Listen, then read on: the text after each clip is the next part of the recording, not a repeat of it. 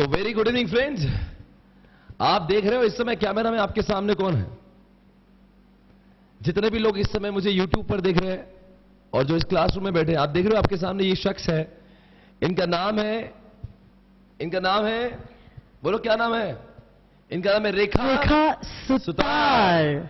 ये वही इंसान है जिन्होंने हासिल किया है all India rank 1 in IPCC November 2016 examination. वे वही इंसान है रेखा सुतार जिन्होंने हासिल किया है ऑल इंडिया रैंक 1। और ये ऑल इंडिया रैंक 1 का सिलसिला इस साल नहीं चालू हुआ, ये ऑल इंडिया रैंक 1 सीपीटी में भी थी।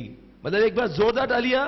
ये पहली बात तो सीए के एग्जामिनेशन में पास होना बहुत बड़ी बात होती है, रैंक लाना उससे भी बड़ी बात होती है, और ऑल इंडिया रैंक 1 लाना ये तो बहुत ही बड़ी बात होती है। तो एक बार जोरदार तालियां जो लोग इस समय यहां पे रेखा को देख रहे हैं।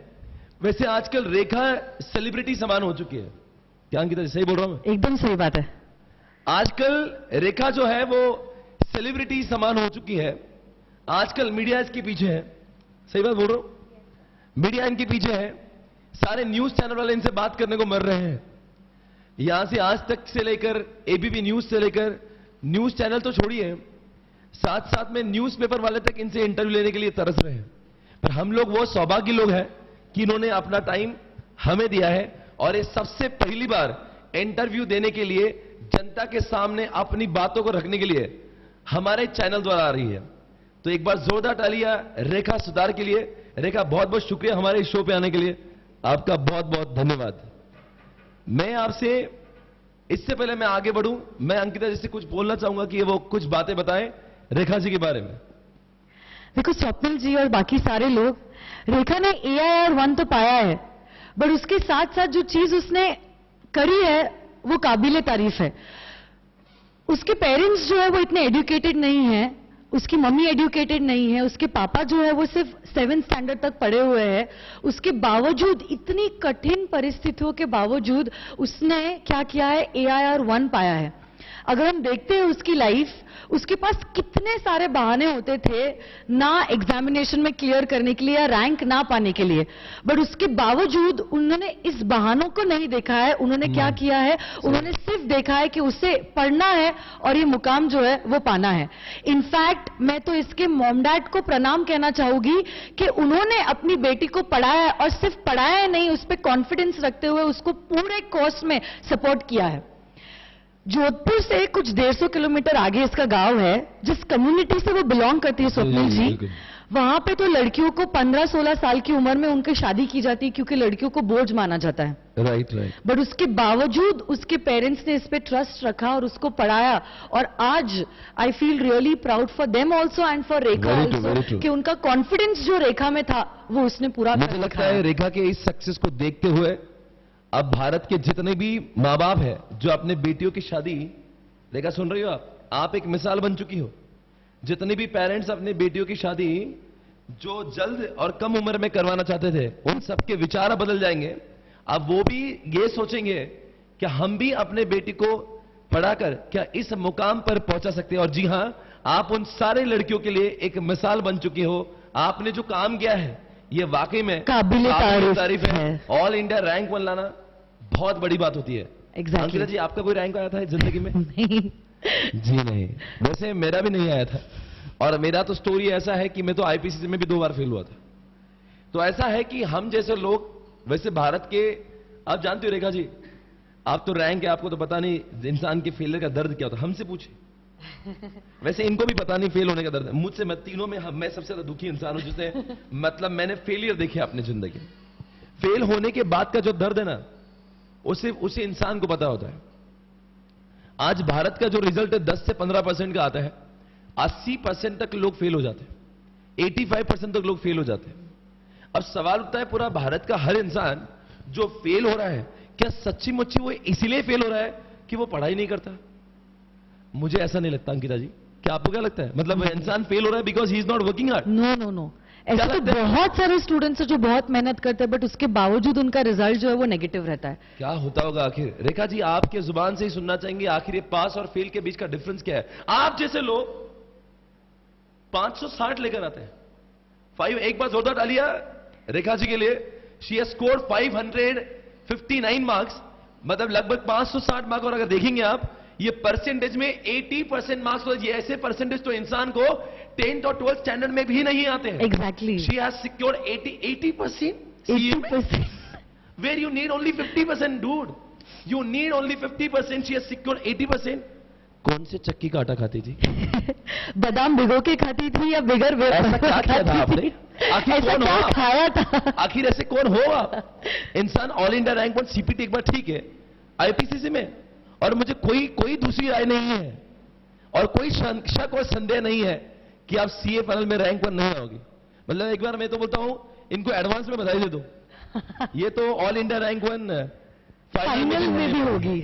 नहीं रेखा जी, आज इस लेक्चर के माध्यम से जितने लोग देख रहे हैं, मुझे ये लेक्चर और आपका इंटरव्यू लेने का मकसद यही है कि मैं चाहता हूं आपकी जो बातें हैं मैं सब तक पहुंचाऊं. You know, I got failed twice in IPCC. It didn't mean I never studied. I used to study hard but I never understood how to study. मतलब अंकिता जी, मुझे समझ ही नहीं आया कि पढ़ाई करते कैसे हैं. Smart study. यहाँ पे 90% बच्चों के बैकग्राउंड में कोई सीए नहीं होता. एग्जैक्टली. जैसे मेरे खानदान में कोई सीए नहीं है. देखा जी, आपके खानदान में कुछ, वैसे ये ऐसे कुछ लोग होते हैं जिनको कुछ भगवान का अलग आशीर्वाद होता है, पर भारत की जो आम जनता है, जहां पे 90% लोगों से ज्यादा घरों में सीए होते ही नहीं है. सही बात है. मतलब ये फैमिली में पहला बच्चा होता है कि जो सीए कर रहा है. और वो इंसान अपने खुद के तरीकों को स्टैंडर्ड मानता है. वो अपने खुद के तरीकों को थोड़ा दूर रख बस. हाँ, खुद के तरीकों को स्टैंडर्ड मानता है और उसको लगता है वो जिस तरीके से, जिस शिद्दत से पढ़ रहा है, वो उसका बेस्ट तरीका है. रेखा जी, आज इन सारे बच्चों का वहम दूर होना चाहिए पढ़ाई से लेकर.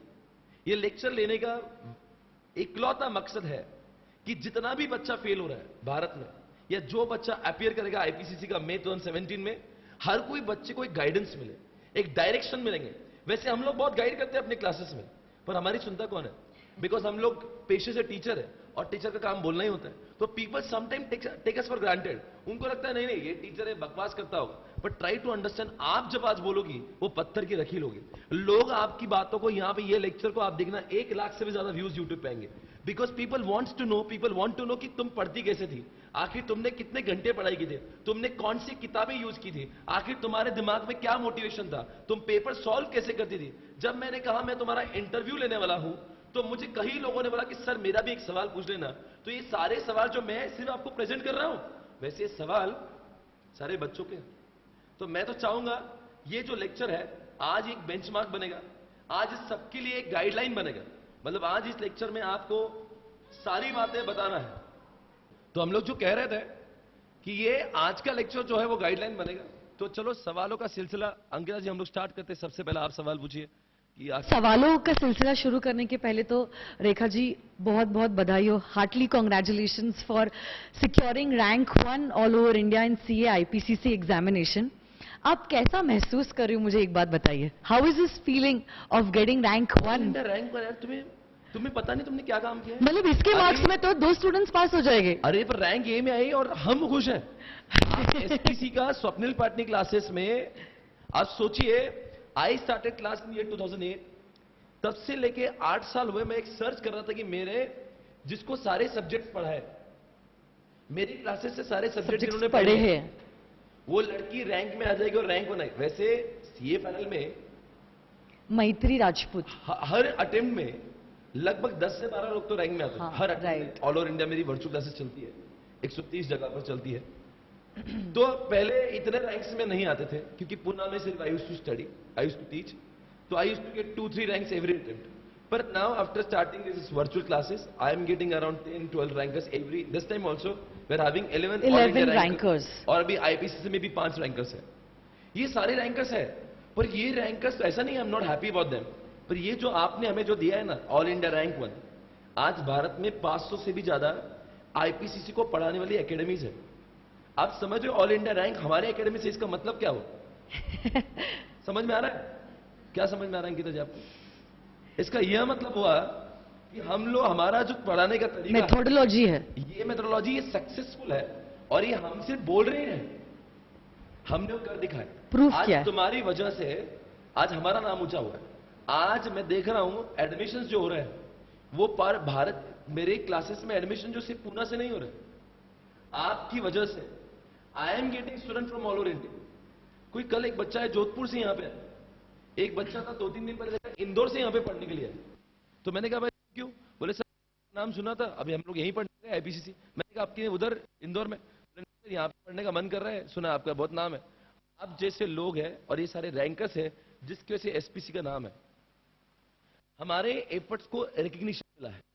आपको मैं बहुत बहुत पूरे एसपीसी टीम की ओर से, मेरी ओर से, गीता जी की ओर से, राजवटे सर की ओर से, आनंद भांगरिया सर की ओर से, हर्षद सर की ओर से, मयूर सर की ओर से बहुत बहुत धन्यवाद कहना चाहूंगा कि आपने रैंक सिक्योर किया है। दिन हमारे बदले हैं। मैं देख रहा हूं कि जिस ढंग से लोग अब हमें देखेंगे, वैसे नाम बहुत था but we have taken it to the next level. एक अब वही बात है ना, अब वो काम जो जिस ढंग से काम कर रहे हैं, अब लग रहा है कि जिस ढंग से हम लोग काम कर रहे हैं, जो हमारा पढ़ाने का तरीका है, जो रिवीजन का तरीका है, जो लोगों को मोटिवेट करके पढ़ाने का तरीका है, क्या बोलते हैं अंकिता जी? आज हम लोग उस तरीकों को प्रूव कर पाए, थोड़ा सा प्रूव कर पाए। मतलब अब ऐसा लग रहा है कि नहीं, वॉट एवर जो हम कर रहे थे वो सही इतने दिनों से जिस डायरेक्शंस में हम लोग, वरना लोगों को शक हो सकता था, फिर आज we have proved it. The way we teach it is just amazing and we have proved it. So बहुत बहुत शुक्रिया एसपीसी टीम की ओर से, मैं बहुत शुक्रगुजार हूं। तो आपका सवाल कंटिन्यू करिए, क्या पूछा था आपने, बोलिए। वही कैसा महसूस कर? सीए एक ड्रीम था, एक गोल था जिसे अचीव करना था। It is said that a goal with a plan is not a wish, it is a dream. So ये ड्रीम था सीए मेरा, और इस ड्रीम में एक माइलस्टोन जो आईपीसीसी है उसमें क्लियर हुई अच्छे मार्क्स से। So very happy and all India rank 1, it was something which I didn't expect. It was a very high achievement and I am very happy for it. So ऐसे था जब IPCC पढ़ा था that I wanted to work not for success, to create some value for me, और आज AIR1 ने मुझे एक अलग वैल्यू, अलग पहचान दी है and so very happy. Thank you. तो वो क्या समय था, किसने आपको एक खुशखबरी दी? जनता चाह रही है, मतलब आप नहीं जानते कि जनता को हर कोई चीज जो आपके साथ में, everybody want to know about that. क्या हुआ था, किसने आपको इन्फॉर्म किया? किसने आपको इन्फॉर्म किया? वो कौन सा समय था कि आपको मालूम चला आप ऑल इंडिया रैंक 1? क्या आपका रिजल्ट आपने खुद ने देखा था या किसी ने आपको बोला था? What was that? क्या समय था, क्या मोमेंट था? We want to know about it. नहीं, मेरा रिजल्ट मैंने खुद नहीं देखा था as I was in my native place. मेरी एक फ्रेंड थी जो मेरे साथ आईपीसीसी में पढ़ती थी, उसका कॉल आया मुझे and she said that you are all India rank 1 in IPCC, and I was so shocked at that time that I took it very jokingly and I said yeah it's okay. Then she called me back and she said that don't be joking, I'm serious and I'm saying you that you are AIR1 and congratulations for it. And then when I got to know, and I was very happy and it was an awesome feeling. I was on the 9th cloud and it was very awesome. I started telling everyone that I had secured AIR1 and I was very happy for it. Thank you. मतलब हम लोग तो सिर्फ पास होने के बाद में, I still remember मेरे घर पे फोन आया था कि मैं सीए फाइनल क्लियर हुआ, तो जैसे आई वाज शाउटिंग जंपिंग, तो मैंने देखा मेरी मम्मा मुझे हक कर रही, मेरे पापा हक कर रहे। तो यार आपके पापा और मम्मी के बारे में तो मैं इमेजिन कर ही सकता हूँ कि how happy they would be. Amazing amazing, क्या बात है। We are so happy about you. Yes, अब बताओ, जब आपसे सीए कर रही हो, सीए करते समय आपको क्या लगा कि कौन सी ऐसी बात है जो आपको इंस्पायर कर गई? मतलब कौन से ऐसे फैक्टर्स थे कि आपको लगा नहीं यार, इंस्पिरेशन मिला आपको? वो ऐसे कौन से फैक्टर थे जो आपको इतना पढ़ाई करने पर मजबूर हो गए? क्योंकि अक्सर होता क्या है, सीए में सबको पता है कि पढ़ना होता है, पर पता नहीं, they are unable to study consistently. एक दिन 4 दिन पढ़ते हैं, फिर पता नहीं उनको बोर होने लगता है। तो ऐसा आपने क्या किया था, और एक कितने महीनों का ये आपका जो कितने महीनों की सफलता का मतलब जो क्या, कितना आपने 8 महीने पढ़ाई की थी या 6 महीने पढ़ाई, कितना? पब्लिक सब कुछ जानना चाहती है आपसे, बताइए। It is said that opportunities knock the door, but if opportunity don't knock the door, you need to build a door. And so CA एक बहुत बड़ी मीन्स आईपीसीसी जो अभी क्लियर की है, बहुत बड़ी अपॉर्चुनिटी थी, क्योंकि अगर आईपीसीसी अच्छे मार्क्स से क्लियर करते हो, you will get good articleship, good experience and then CA final will be well.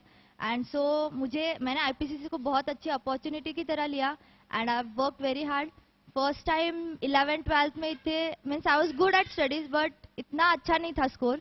So first time जब सीपीटी दी तो बहुत अच्छा स्कोर आया and I felt like CA मुझे एक्सेप्ट कर रहा है and someone was accepting me first time. And so मुझे ऐसा लगा दैट आईपीसीसी के लिए और hard work, because CA was something like a passion for me now. And so I work very hard and something was like I wanted to see that pride, that smile on my father's face, on my mother's face, and that helped me work very hard. And consistency, it said that a river never breaks a rock by its force, it breaks the rock by its consistency. And so you should be consistent well enough to score. So you should have that consistency in yourself and work consistently and fruits to be born to your results. सही बात है. बहुत बहुत सही. मतलब क्या आपका ये मानना है कि आप कंसिस्टेंटली मतलब पूरा पढ़ रहे? कितने महीने पढ़ाई की होगी आपने? कितना क्या? मुझे लगता है आजकल सीपीटी पास होने के बाद अंकिता जी लगभग 9 महीने मिलते हैं बच्चों को, और तो उसमें 6 महीने तो क्लासेस ही चलती है. तो मतलब ये सफर 9 महीने का है या सिर्फ 3 महीने का है? जनता जानना चाहती है. मतलब आपने सिर्फ क्लासेस किए फिर बाद में 3 महीने में ही पढ़ाई की, या क्लासेस के साथ में भी आप पढ़ रही थी? मैंने अपनी पढ़ाई राइट और from the first day of IPCC start कर दी थी, क्योंकि मेरा एम ये था कि मेरे पास 9 मंथ्स है और 3 मंथ्स तो सिर्फ रिवीजन के लिए है. गौर से सुनिए ये क्या कह रही है स्टूडेंट्स. उसने पहले दिन से जो है पढ़ना चालू किया था. 3 मंथ्स जो था, जो स्टडी लीव आपको मिलता है, that was only for revision. मतलब 6 मंथ्स में उसने उसकी जो भी पढ़ाई थी, जो भी उसका कोर्स था, उसने ऑलरेडी एक बार कर लिया था. यस मैम, मैंने स्टार्ट कर लिया था. बिकॉज अगर आप क्लासेस कर रहे हो तो everything is fresh in your mind. जैसे आपके प्रोफेसर्स पढ़ा रहे हैं आपको, सो आपके माइंड में वो लिंक बैठी रहती है, that you know the concept very well when your teachers are teaching you. So आप घर जाते हो, मॉड्यूल, पीएम, क्लास नोट से जब आप उसको पढ़ते हो, you get to know new point of views, नया आपका लॉजिक, कंसेप्चुअल क्लैरिटी बिल्डअप होती है. And it's very good that आप सेल्फ स्टडी रेगुलर कर रहे हो, then you will never forget the concept, because आपने उसी दिन उसको 2 बार रिवाइज कर लिया है, then it's fixed in your mind. So मैंने तो स्टार्ट कर ली थी right from the first day, और जब तक मेरे क्लासेस खत्म हुए थे I was almost done with 80 और 90% of my syllabus. So 3 months मेरे पास थे just to revise and revise. मतलब रेखा जी, आपने प्रैक्टिस मैनुअल, स्टडी मटेरियल और प्लस क्लासेस सिर्फ 6 मंथ्स में कर ली? यस, मैंने ऐसा एम था कि I have to do, and so मैं हर दिन करती थी. So it said that wake up with a determination and sleep with a satisfaction. So अगर सेल्फ स्टडी क्या बात है, क्या बात है. वापस से बोलिए Rekha ji please. Every day wake up with a determination and sleep with a satisfaction. जब तक वो सेटिस्फैक्शन नहीं है कि आपने सेल्फ स्टडी की है, जो दिन में पढ़ा है वो आपके माइंड में रिटेन है, तब तक you can't sleep well. And next day का भी फिर इफेक्ट होता है that you have not studied what you had learn previously. So you should study consistent. तो आपकी 9 घंटे की तो क्लासेस ही होती होगी, सुबह 7 से शाम के 6 बजे तक. तो आप पढ़ती कब थी? नॉर्मली 7:30 या 8 तक तो घर पहुंच जाते हैं हम. Then I used to study at least 2 to 3 hours each day, self study. So I had that in mind that I have to study. I was pre-planned in the morning that I have to study in the night, and so whenever I used to come home, I had that already in mind what I had to study. So उसमें भी time waste नहीं होता था, that what I had to think, that क्या पढ़ूं क्या नहीं. So I had it in mind that what I had to do at home. So it was planned, everything was planned. मतलब कि जितना मैं समझ पा रहा हूँ, मतलब ये बहुत बड़ी बात है. बहुत बड़ी बात है. यहाँ पे बच्चा जो होता है, रेखा जी यकीन मानिए, क्लास में जब सवेरे पूना में जो क्लासेस चलती है वो 7 बजे से लेकर शाम को 6 बजे तक होती है. उसके बाद में बच्चा कुछ करने के माइंडसेट में होता ही नहीं है, वो सोचता भी नहीं कि उसको कुछ करना है. एग्जैक्टली.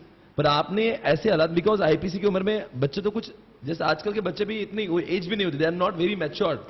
मतलब आप सीपीटी में पास हो जाती हो और आप तुरंत उसके बाद में आईपीसीसी आती हो, और बच्चे उतने मैच्योर्ड होते भी नहीं है, और they don't even study much. But आपने जो हौसला संभाला है इस कम उम्र में, इनकी ज्यादा उम्र नहीं, I think she would not be more than 20, right? She is 19. She is just 19. क्या बोले यार, शी जस्ट 19, और आज पूरा इंडिया जानता है भाई. I met her dad and I saw their happiness. मैं चाहता हूं यहां पे बैठा हूं हर बच्चा वो हैप्पीनेस अपने माँ बाप को दिलाए, नहीं रैंक तो कम से कम पास होकर. See the kind of maturity she has at the age of 19. इस उम्र में बच्चे खेलते हैं, मस्ती करते हैं, और ये बच्ची अपने करियर के लिए प्रयास कर रही थी। जब लोग घर से आकर सोते थे, ये घर पे आके पढ़ाई करती थी। ये 1 महीने का और 3 महीने का सफर नहीं है, ये सफर पूरे 9 महीने का है। तो इतनी बातें जहां पे दर्शक जितने हमें देख रहे हैं इस वक्त, वो सभी लोग ये समझो कि एक एक बात आपको समझना है। If you really want to crack this May 17 examination, आपको सारी बातें दिमाग में रखना होगी। ये एक सवाल पूछना चाहूं, कितने घंटे आप सोती थी? क्या जनता जानना चाहिए, मतलब क्या 4 घंटे 5 घंटे होता क्या था? कैसे आपको टाइम मिल जाता 3 घंटे? मैं ऑलमोस्ट 6 आवर्स पर डे सोती थी, बिकॉज सफिशिएंट था 6 hours for me, and so मैं 6 आवर्स ही सोती थी। सो इट वाज प्लान्ड, अगर रात को जल्दी सोए तो 6 hours, so get up early in the morning. अगर रात को लेट सोए, so after 6 hours get up late in the morning, means however the class schedule would be. So 6 hours was sufficient for me. हम लोग जैसे जो लोग होते हैं काफी स्टूडेंट होते हैं, ये 8 घंटा सोते हैं रात में और दोपहर के भी 2 घंटे और होते हैं। कैसे, हाउ डू मैनेज? अरे कितना मजा आता है सोने में, बच्चों से पूछिए कितना मजा आता है। 8 और 10 घंटे सोना कितना अच्छा लगता है, but how did you manage? मतलब 6 घंटे के बाद में कभी ज्यादा सोने की इच्छा हुई या नहीं हुई? मतलब क्या आपको क्या फील, मतलब आपको इच्छा होती थी या नहीं होती थी? इच्छा होती थी, but for achieving something you have to sacrifice something. So sleep was something which I had to sacrifice. वो बिगेस्ट हर्डल होता है हमारी स्टडी में। सो अगर आप अपने स्लीप को कंट्रोल करना सीख गए, देन इट्स वेरी गुड, आप अपनी स्टडी पे बहुत अच्छे से फोकस कर पाओगे। So control your weakness, that's the best thing. मतलब यहाँ पे दूसरी बात समझ में आ रही है कि आज के बाद में कोई भी बच्चा 6 घंटों से ज्यादा सोना नहीं चाहिए। 6 घंटे इनफ है इंसान के लिए? Yes sir, I think it. आपको 6 घंटे अंदर कभी कुछ होता था ऐसे कि आपको कुछ अजीबोगरीब फील हो रहा है, आपको कुछ हौलो जैसा कर रही हो आप? नहीं, मुझे नहीं फील होता था। मतलब 6 घंटे इनफ है? तो जो बच्चे यहाँ पे 6 घंटे से ज्यादा सो रहे हैं, मतलब टाइम वेस्ट कर रहे हैं। Yes, time waste. और स्पेशली अब 90 दिन बचे हैं। रेखा जी, क्या लगता है इन बच्चों का अब वो समय आ चुका है, इन्होंने पढ़ना चाहिए? यस सर, अभी राइट टाइम है जब आपको स्टडी स्टार्ट करनी चाहिए, बिकॉज जस्ट 90 डेज, और 90 डेज में अभी आपका सब प्लान होना चाहिए that how you are going to study and how well you are going to achieve in your examination. अगर आपने अभी स्लीप को अपने ऊपर मतलब अटैक करने दे दिया, then it would be very difficult for you, because आपके प्लान्स फुलफिल नहीं होंगे। If you are not fulfilling your plans, whatever you have plan, फिर आप उतने कॉन्फिडेंट नहीं होंगे एग्जाम के लिए। So sacrifice your sleep, that's the best thing I can suggest. तो एक सवाल पूछेंगे रेखा जी आपसे कि अब 90 दिन बचे हैं। आई think it is now 1 February today. तो अभी ये 1 फरवरी के दिन आपको ये बताना है कि कैसे आप बच्चों का प्लान करके दो प्लीज। मतलब मैं चाहूंगा आप प्लान करें और बच्चे लोग फॉलो करें। 90 डेज उनके पास में है, कैसे वो अच्छे से पास होंगे? आज आप दिल की आवाज से बताइए, ऐसा प्लान बताइए जैसे आप खुद एग्जामिनेशन दे रहे हो। क्या होगा इसके कारण बच्चे पास हो जाएंगे? आप कुछ भी बताओ, everybody is ready to follow, but आपको बताना होगा कैसे करना है। सो फर्स्ट ऑफ ऑल, जब अभी 90 डेज बचे, सो ऑलमोस्ट 3 मंथ्स, सो आपको फर्स्ट 1.5 मंथ जो है 3 मंथ्स का, it would be your first revision और first study, whatever you say. So first study जब आप कर रहे हो, you should study a subject in such a way that you are studying it for the first time, in detail everything, whatever doubts you have, clarified from your professors and study it very well, because first revision is the best revision. So study it well, and when you are doing, मतलब आपका बोलना है कि अभी पहले 1.5 महीने इन्होंने अच्छा थरली पढ़ना चाहिए। Yes, आप सुन रहे हो सभी लोग? मतलब लगभग 10 से 15 मार्च तक इनका थरली रिवाइज होना चाहिए, एकदम अच्छे से। एक भी प्रॉब्लम, मतलब अलॉन्ग विथ पीएम एंड पक्का, यस मतलब मॉड्यूल भी पढ़ना चाहिए। यस सर, मॉड्यूल में जैसे भी प्रैक्टिकल सम्स हो, मतलब प्रैक्टिकल सब्जेक्ट हो, जैसे costing, FM, tax, accounts, advance accounts, इसके लिए मॉड्यूल में बहुत अच्छे सम्स होते हैं। और इस बार जैसे हमने देखा था एडवांस अकाउंट्स में बहुत से सम डायरेक्टली उन्होंने पिकअप करके डाले थे पेपर में। क्या बात कर रहे हो? एक मिनट, हमारे दर्शक इसको दूर, हमारे जो दर्शक है इसको ध्यान से देखिए। क्या बोला उन्होंने अभी कि she had studied module as well, और कई बार ऐसा भी होता है कि मॉड्यूल से क्वेश्चन आ गए। यस, मॉड्यूल से आता मतलब है। इस बार आईपीसीसी में हुआ था ऐसे? यस, अकाउंट्स में पार्टनरशिप का क्वेश्चन था, and it was exact from the module without even altering the figures. क्या बात कर रहे हो? मतलब हम लोग ये गाइड कर सकते हैं, सजेस्ट करेंगे कि मॉड्यूल करना चाहिए। Yes sir. पर ये मतलब ये 15 मार्च तक Yes. का जो डेट आप दे Yes, रहे sir. हैं, तो उसमें इस बच्चे को रीड भी करना है, यस सर, रिवाइज भी करना है, Yes, मतलब sir. रीड करना है और मॉड्यूल से वगैरह सब साथ में ही खत्म करना है। यस सर, मतलब उसका first reading has to be done before 15 March including practice manual and module. Yes sir. ये आपने सजेस्ट किया है। Yes, उसके बाद क्या करना चाहिए? उसके बाद जैसे आपका फर्स्ट मतलब फर्स्ट स्टडी हो, मान लो 16 मार्च आ चुका है, यस सर, मतलब आपका अगर 1-2 दिन एक्सटेंड हो it's okay, but first revision should be the best revision, क्योंकि जब आप सेकंड रिवीजन कर रहे हो you don't have that sufficient time that you go in detail of everything. So first revision extend हो रहा है, if it goes to 20 marks let it happen, but not beyond it. So first revision do it thoroughly, and when you're doing your first revision, point out things where you are lacking behind, or हाँ. means what you think you should revise before your examination. So point out things like in theory you are means feeling that this section is not recallable in exam, or I feel it difficult, so mark it. In practical, if you feel a particular sum is tricky, मतलब जब आप ये first reading की, मतलब जब वो 15 मार्च तक की जो जो जगह पे प्रॉब्लम आई है Yes, sir. उनको हमने मार्क करना चाहिए। yes sir, mark करना चाहिए, क्यों मार्क करना चाहिए? बिकॉज जब आप सेकंड रिवीजन कर रहे हो देन अगर जो सम आपको पहले भी आया है आप फिर से करो, then you are wasting your time. क्या बात, एक मिनट वापस से सुनना सभी लोग, क्या बोल रही है कि जो चीज आपको पहले आ रही थी, अगर आप अंग्रेज सही बोल रही है, मतलब ये तो यही तो काम चलता है जिसकी वजह से लोग बोलते हैं मुझे टाइम नहीं मिल रहा। मतलब what is the use of what solving दो same sum same question which you already know. तो उन सब चीजों को मैं वापस से वक्त बिताने का कोई मतलब ही नहीं है। तो बिल्कुल सही सजेशन दे रही हो। और जो नहीं आता उसके बारे में हमने पूरी तरह से लिख कर रखना चाहिए कि Yes. अगली बार में वो सारी चीजें हम लोग और बार करें। Yes. क्या बात है, और बोलिए बोलिए। सो वैसे आप स्टार मार्क, हाँ, वैसे जो भी चीजें हो उनको स्टार मार्क कीजिए, या फिर जो भी आपको अगर आपको लग रहा है then you can note down in your some notes, अगर आपने कोई नोट्स बनाए, whatever you feel like, but sort out the things which you feel difficult और which you feel are tricky or important for the examination. So you should sort out something, you should form your own notes so that you can have a glance over it when you are revising the second time. And so जब आपका 1.5 month बचेगा then you should complete at least your 2 revision. The second revision would be around means around it. मान लीजिए 16 मार्च से चालू Yes, होगा, sir. तो आपका एक लगभग 5 अप्रैल तक खत्म Yes, होना चाहिए। yes, 5 अप्रैल मतलब तक। एक बात बताओ, पहली बार 40 दिन लगे, दूसरी बार 20 दिन कैसे? क्योंकि आपने सॉर्ट आउट करके रखा है कि बिल्कुल सही बोल रहे हैं आप, समझ रहे हो, आप पहले भी 40 लगाते हो, दूसरे में भी 40, बिकॉज पहली बार जब आप पढ़ रहे थे ना आपने मार्क किया ना हाईलाइट किया। Yes. अच्छा भी वही है, बुरा भी वही है, मार्क ही नहीं किया। अब Yes, तो आपको sir. दोनों भी वापस पढ़ना हो गया। Yes, तो sir. अब इनके जैसे लोग जो रैंक में आते हैं वो क्या करते हैं, मार्क करते हैं। Yes, sir, sort out क्या करके पैसा हाईलाइटर वगैरह यूज करती थी? हाँ, हाइलाइटर मतलब जिसको जो अच्छा लगे, सम कुछ हाइलाइटर्स यूज करते हैं, कुछ स्टार मार्क करके रखते हैं, कुछ पेज को फोल्ड करके रखते हैं, कुछ नोट्स में लिख के रखते हैं, जैसा जी। भी आपको अच्छा लगे, but sort out the things, एक सॉर्ट करके रखो कि ये टफ जा रहा है मुझे, सो यू हाँ, शुड हाँ। Sort out such things. Okay okay, तो देखो स्टूडेंट्स, रिवाइज करने का भी एक सही ढंग होना जरूरी है, क्योंकि अगर आप वही चीजें बार बार रिवाइज करते जाओगे जो आपको आती है तो you are wasting unnecessary time. और अगर वही चीज आपने रिवाइज नहीं की जो आपको नहीं आती है तो पढ़ के भी क्या फायदा हुआ। तो देखो जैसे रेखा जी ने बताया वो एकदम सही बताया है। जब आप पहली बार रिवाइज करते हो आपको क्या करना है, आपको अब फिल्टरिंग करनी है कि कौन सा वो टॉपिक है जो आपको इजी जा रहा है और कौन सा वो टॉपिक है जिस पे आपको ज्यादा मेहनत देनी ज्यादा जरूरी है। तो सेकेंड रिविजन जब आप करोगे ना, you will focus only on those points which is necessary. तो ऐसे करके first revision 40 days and second revision will only be 20 days, है ना।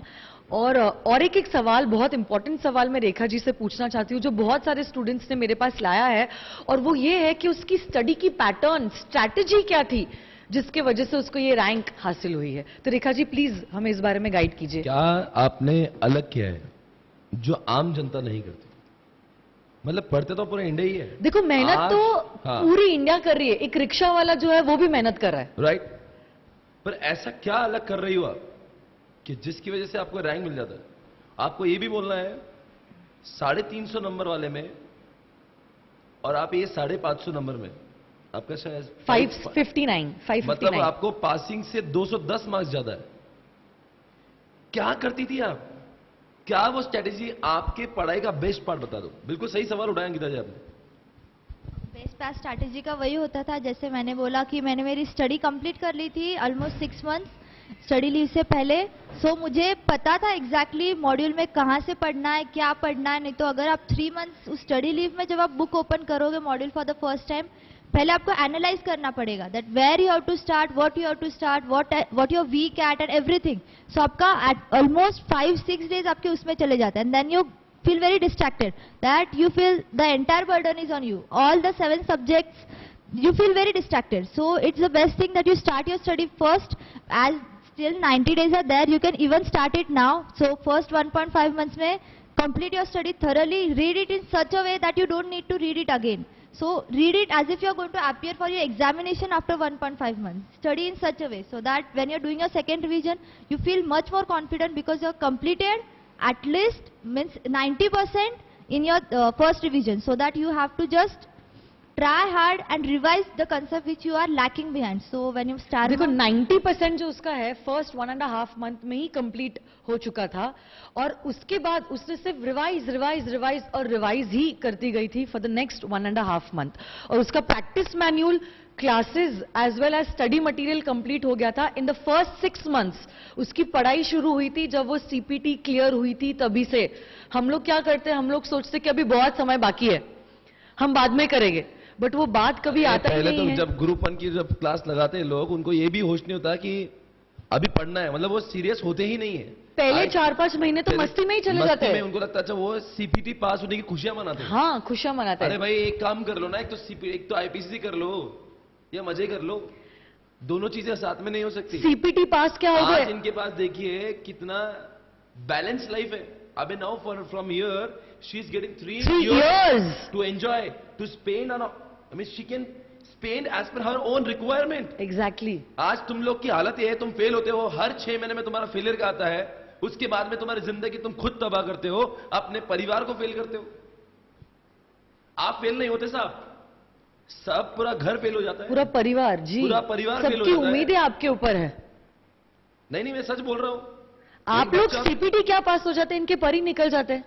उन्हें लगता है उन्होंने सब कुछ हासिल कर दिया है. बोल रहा है इतनी मेहनत की है और 9 महीने मेहनत कर लो, उसके बाद में आफ्टर 3 years, 3 साल के बाद आपका फाइनल एग्जामिनेशन. देखो इनके पास में, now she has what all 3 years she can spend wherever she wants. Exactly. और ये जो उसे मिला है आज, ये उसकी किस्मत नहीं है, ये उसका कमिटमेंट है उसके कोर्स की तरफ. उसकी वजह से उसको ये रैंक मिली है. ये कमिटमेंट है, एक दिन का नहीं है. उसको ही पता कितना सैक्रिफाइस किया होगा उन्होंने. मजाक है क्या ये ऑल इंडिया रैंक? अच्छा, सैक्रिफाइसेस की आपने बात की. सैक्रिफाइसेस मैं आपको बताना चाहती हूँ एवरीवन, ये जो लड़की है, हाँ, एक भी सोशल मीडिया में नहीं है. चाहे वो व्हाट्सएप है, चाहे वो फेसबुक है, या चाहे वो इंस्टाग्राम है. क्या आप व्हाट्सएप पे नहीं हो? नहीं व्हाट्सएप पे नहीं हो, फेसबुक पे भी नहीं हो. सीखो भाई सीखो. आप जिंदगी में लोग कहां जा रहे हैं, ऐसी रैंक नहीं मिलता इंसान को. व्हाट्सएप नहीं है भाई. इस जमाने में, जिस जमाने में बच्चा आज स्कूल में व्हाट्सएप यूज करता है, ये सैक्रिफाइस, ये बिल्कुल सही कह, कमिटमेंट है यार. कमिटमेंट है, मतलब कुछ पाने के. बेटा तुमने जो काम किया ना, ये सिर्फ लोग के सोच में भी नहीं आ सकता. कि आपकी इच्छा नहीं हुई कभी व्हाट्सएप यूज करने की? नहीं, कभी कभी डिजायर होती थी व्हाट्सएप यूज करो, लेकिन सिर्फ 9 months थे और 2 ग्रुप्स थे. So everything should be sacrifice. Priority थी तो सिर्फ आईपीसीसी.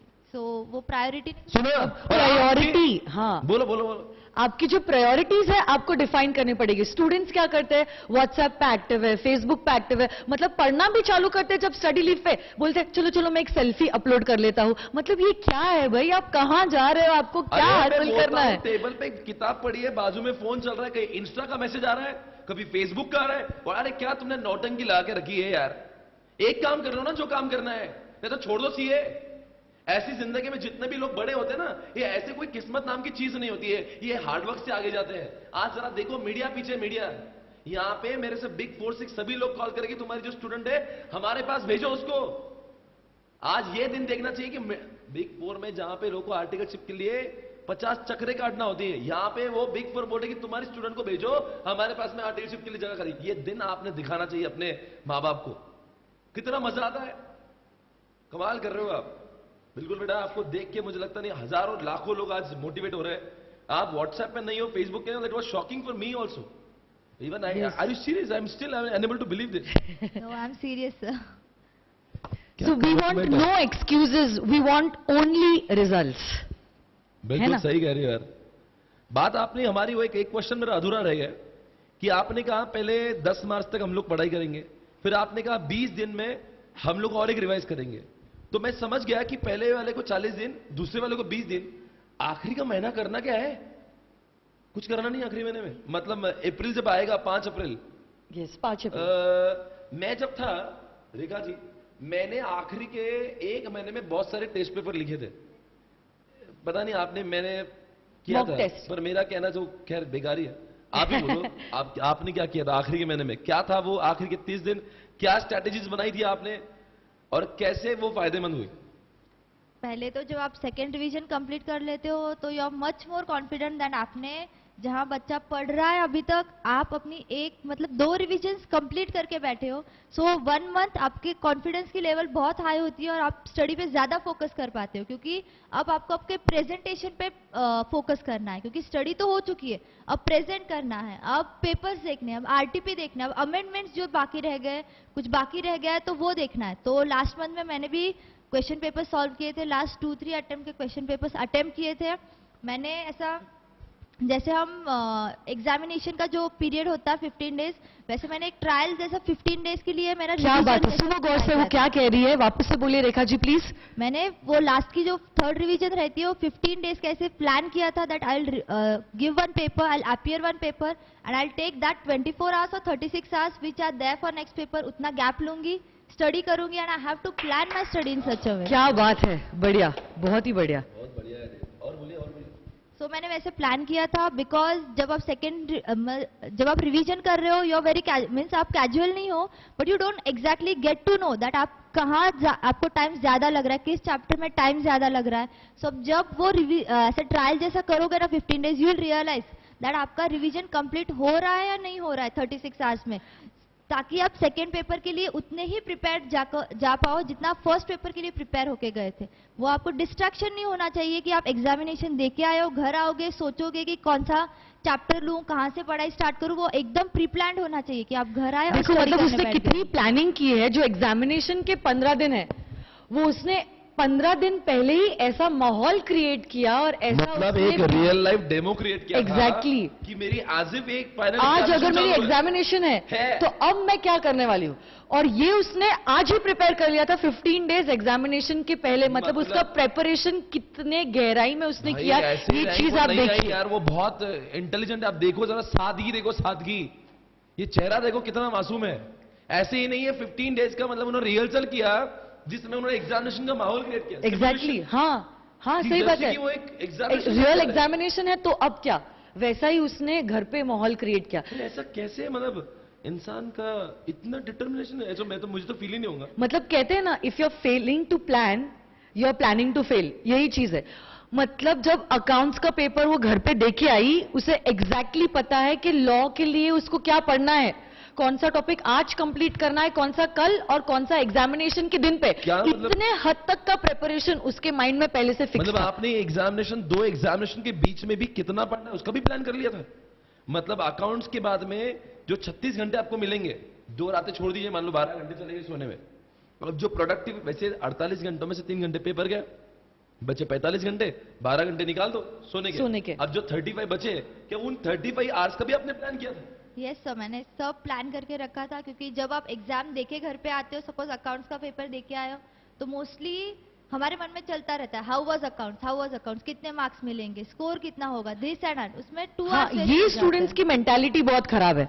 आप एक पेपर देके आते हो, you talk bullshit about that paper. Exactly. Why the hell you are supposed to discuss about those things which are no more important? They are not relevant anymore. Forget it. क्या आप भी accounts के paper के बारे में discuss करते थे? Discuss करती थी? नहीं, मैं नहीं डिस्कस करती थी, बिकॉज अभी लॉ का पेपर है, so I should focus on law. What happened in accounts was the past. नहीं, ये सुनो यार, ये तुम्हारी जो सुनो, वापस से सुनो सारे स्टूडेंट्स। जो हो रहा है ना, सही बात है, गलत हो रहा है। ये बच्चा अकाउंट्स के पेपर से घर पे आता है, घर पे आने के बाद में अकाउंट्स की टोटलिंग करता है और उसकी टोटल 39 के ऊपर आती नहीं। हाँ, और 10 अपने दोस्तों को कॉल करेगा। दोस्तों, बिल्कुल कह रही हो, ये मतलब 10 दोस्तों को कॉल करेगा टोटल। भाई कितना, अरे तो वो क्या, वो आईसीआई क्या जो कहेगा तू पास होगा क्या फेल हो, और पूछता है मैं पास होऊंगा क्या फेल होऊंगा। अरे what nonsense, why you have to discuss so much after the paper is over. अरे कम ऑन यार। और उसमें अगर उसका आंसर अपने दोस्त के आंसर के साथ मैच नहीं हुआ तो बस हो गया, मतलब इसका अगला पेपर सत्यानाश। सारा सेल्फ कॉन्फिडेंस डाउन, खुद ही डिमोटिवेट हो जाता। So bad. ये जो हो रहा है आज भारत, मतलब अभी ऐसा हो गया कि हम बोल रहे कि आप बेल मुझे मार। बिल्कुल सही बोल रहे हो। अपने ही पैरों पे स्टूडेंट्स कुल्हाड़ी मार रहे। मतलब ही नोज कि वो 35 घंटे each and every minute of those 35 minute every second counts. It's important. Exactly. मतलब क्या आपने ऐसा भी किया था कि ए चैप्टर को मैं इतना घंटे दूंगी और इतने ही प्रॉब्लम्स उस दिन पढ़ाई करूंगी? मतलब कि सपोज एग्जांपल आपका, आप लॉ की पढ़ाई कर रही हो तो थोड़ा विस्तार में बताओ. आपने लॉ, अंकिता जी ने जो लॉ पढ़ाया आपको, कैसे आपने अकाउंट्स के बाद में लॉ सब्जेक्ट को रिवाइज किया था? मतलब क्या वो वाज इट प्लान? जी. और आपने अकाउंट्स में जो 86 मार्क्स स्कोर किया है, 86 लॉ में, यहां पे जरा देखना है, ध्यान से देखिए इस चेहरे को. ये वही इंसान है, she has scored 86 marks in a theory subject like law. मतलब अंकिता जी आपको भी मानना पड़ेगा. मतलब आपको कैसा फील होगा? वैसे तो इनको तो बहुत अच्छा ही फील होगा. आपको कैसे फील होगा? Your student has scored 86 marks. जब उसको 86 मार्क्स मिले, फ्रैंकली स्पीकिंग मुझे ऐसा लग रहा था कि मैं ही एग्जामिनेशन में क्लियर हो गई हूँ. सीरियसली यार, एक फैकल्टी बहुत ज्यादा खुशी मुझे महसूस हुई थी. मतलब इससे ज्यादा क्या रिवॉर्ड मिल सकता है? और कुछ भी नहीं. हाँ, मतलब मेरे सपने अब मैं इसके थ्रू क्लियर, मतलब पूरे कर रही हूँ, ऐसा मुझे लग पर रहा है. आपको तो लॉ के बारे में तो मैं पूछूंगा, लॉ आपने कैसे किया था, पर मुझे पहले बताओ, आपने ये 2 पेपर के बीच का जो प्लान है, समय है, जो गैप है, माइन्यूट में लिखा था कि आप इतने घंटे में इतना पढ़ोगी इस किताब से? Was everything plan? Yes, everything was plan. कि मैंने प्लान किया था कि दैट सपोज नेगोशिएबल है तो नेगोशिएबल कहाँ से पढ़ना है, नोट से पढ़ना है, मॉड्यूल से पढ़ना है, कहाँ से पढ़ना है. और सपोज कॉन्ट्रैक्ट एक्ट है, हर चीज प्लान थी. वहाँ 35 आवर्स में आपको सिर्फ स्टडी करना है, एनालाइज नहीं करना है कहाँ से पढ़ना है, क्या पढ़ना है. सब कुछ प्लान होना चाहिए. ईच मिनट अगर आप काउंट करोगे तो वो मिनट आपको रिवॉर्ड देगा आपके क्वेश्चंस में. सो मेरा प्लान था, जैसे अकाउंट से घर आते हैं 5 o'clock को पेपर कंप्लीट हो जाता है. सो अराउंड 6-6:30 को घर, फिर फ्रेशन अप होके अराउंड 7 तक तो हम प्रिपेयर हो ही जाते हैं, पढ़ाई के लिए हम रेडी हो जाते हैं. तो फिर फर्स्ट थिंग मैं बोलना चाहूंगी दैट जब आप पेपर देके आते हो, किसी को कॉल मत करो that how was your paper, how was their paper, because unless you can define your paper, how can your friend define that you will pass और फेल. सुनिए, गौर से सुनिए जो उसने कहा. माइंडेड.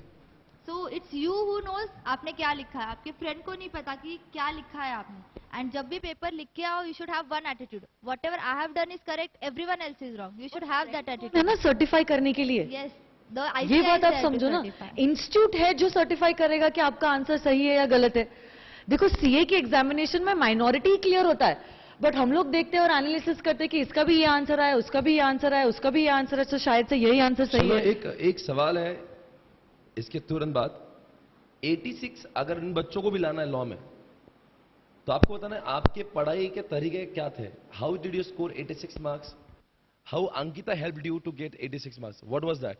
ताकि मुझे लगता है भारत में ज्यादा बच्चे जो फेल होते हैं वो थियोरेटिकल सब्जेक्ट में होते हैं, क्योंकि थ्योरी पेपर में स्कोर करना is quite difficult compare to practical. Okay, तो आपने जो 86 किया है ये बहुत बड़ा अचीवमेंट है. It's an achievement. तो आपको जवाब देना है ये हुआ कैसे. How Ankita help you out? First in ethics and communication ma'am ने ऐसे मेमोरी ट्रिक्स दिए थे, so that if you remember the trick you remember the entire answer. You don't have to mug up anything, you just have to remember and understand the things. जो अगर आपको understand हो गया है concept और अगर आपको उस टाइम पे वो मेमोरी ट्रिक क्लिक हो जाए, then you can write your ethics and communication very well. And for company law, mostly they ask the question that is the action of the director correct or wrong or something like that, that you have to give your opinion. So in that, ma'am had given us a pattern that first you should write down the facts, then the provisions of the law, then you have to explain how you correlate the facts and the provision. Then in last, you have to just conclude in 2 lines whether the action was correct or wrong or whatever is your opinion, you agree or disagree. So when you write in a particular pattern, the scope increases. The examiner gets a scope that he has to classify the marks. Suppose if you begin your answer that no, the action of the director is wrong, and if it's correct, then the examiner will not proceed forward. He will just stop there on that no, he will stop and he will catch that no and he will not proceed forward.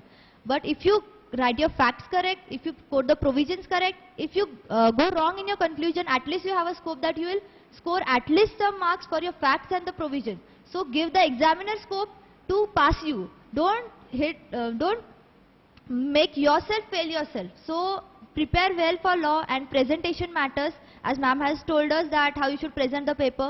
For company law, we prepare, ma'am had given us memory tricks, how you should learn law, and ma'am had very good conceptual clarity with us. So we knew each concept very well, so there was nothing that you should memorize a thing. You should learn a thing and you should understand a thing, and obviously you will remember it in the paper. And I feel that whatever ma'am had taught, the questions were means they were literally the same, and I felt that the paper was very easy and I was able to recall everything because everything was already done in the class. So I felt law was very easy. Then for contract and negotiable, they are very small chapters and you can revise them. So for that you just need to understand the concept. As in negotiable there are small concepts, so much concepts are there, and just understand the concept. And so this is the thing that present well and study well for law. अच्छा, law के लिए तो presentation Rekha ji important है, but आप मुझे बताइए ITSM और audit ये भी थ्योरेटिकल सब्जेक्ट्स है, क्या ये दोनों भी थ्योरी सब्जेक्ट्स के लिए भी प्रेजेंटेशन मायने रखता है? Yes ma'am, मतलब आप अगर present कर रहे हो, you should present in such a way that the examiner should be happy. If the examiner is happy, he'll make you happy. So you should present it in a such a way that the examiner should be able to understand. Write it in a such a way that he should feel that no, you are appearing for audit. Don't make him feel that you are appearing for law when you are appearing for audit. So you should have such terms that it should feel that you are writing an audit paper. Some terms are there in audit which should come in your paper. So even in audit there are some questions that what's your opinion, action is correct or wrong. Again you have to answer in a particular format that how the answer means how the action is of the director. In IT I would like to say that in IT, as it's a technical subject, some technical terms should be used, as you can't write entire audit in your own words. As in law you can add up some of your things. In IT you need to mug up a little bit, but as sir had taught us very well, so it was very helpful sir. Sir had some memory tricks, sir revised a lot, sir had provided us good charts, and so it was very easy to have a grasp over the subject in the class itself. So it was easy sir. And in SM I would like to say that SM is just you should correlate with your practical life, as sir had told us that how you should correlate it. Sir had मतलब जो हम लोग class में जो case studies discuss करते थे Yes sir. SM के लिए, फॉर एग्जांपल आपको कुछ एग्जांपल जरा देखते हैं, आपको कुछ याद है?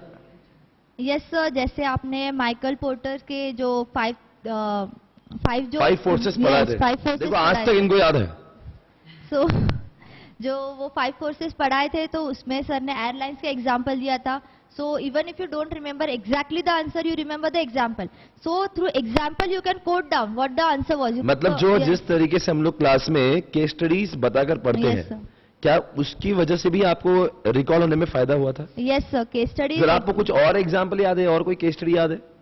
और कोई केस स्टडी जैसे स्वॉट एनालिसिस के लिए सर ने मैकडॉनल्ड्स का एग्जांपल दिया था. सिक्स सिग्मा के लिए सर ने मुंबई डब्बा वाला से एग्जांपल. क्या बात है, क्या बात है. मैं बहुत खुश हो रहा आपकी बातें सुन के.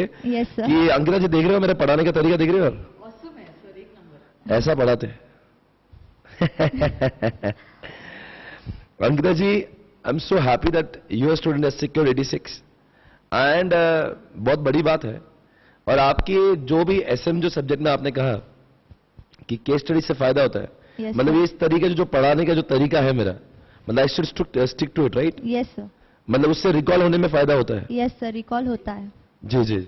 मैं आपसे ये सवाल पूछ रही थी कि जो भी सारे थ्योरी सब्जेक्ट्स आईपीसीसी में, जैसे कि लॉ है या ऑडिट है या आईटीएसएम है, इन सब्जेक्ट्स में स्टूडेंट्स कैसे स्कोर कर सकते हैं? क्योंकि मैंने यूजुअली देखा है प्रैक्टिकल सब्जेक्ट्स में तो स्टूडेंट्स बहुत अच्छा स्कोर करते हैं, पर उनकी वीकनेस होती है थ्योरी सब्जेक्ट्स. तो ऐसा क्या आपने डिफरेंशिएट किया हमारे क्लासेस में जिसकी वजह से ये सब्जेक्ट में आपको इंटरेस्ट आया और आपने इतना 86 मार्क्स जैसा आपने स्कोर किया ये थ्योरेटिकल सब्जेक्ट्स में? What was the difference that you felt in our classes?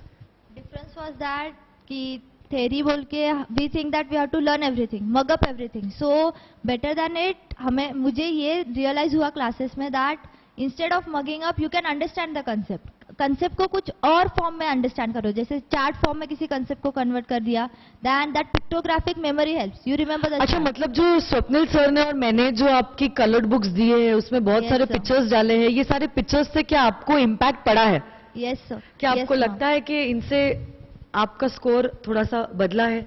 Yes ma'am. जैसे आईटी में बहुत टेक्निकल सब्जेक्ट होता है, जैसे मॉडेम हुआ, स्विच हुआ, हब हुआ, वो कंसेप्ट इतना क्लिक नहीं होता. Means when you read a book हमें नहीं पता होता what is modem exactly, what is switch, what is hub.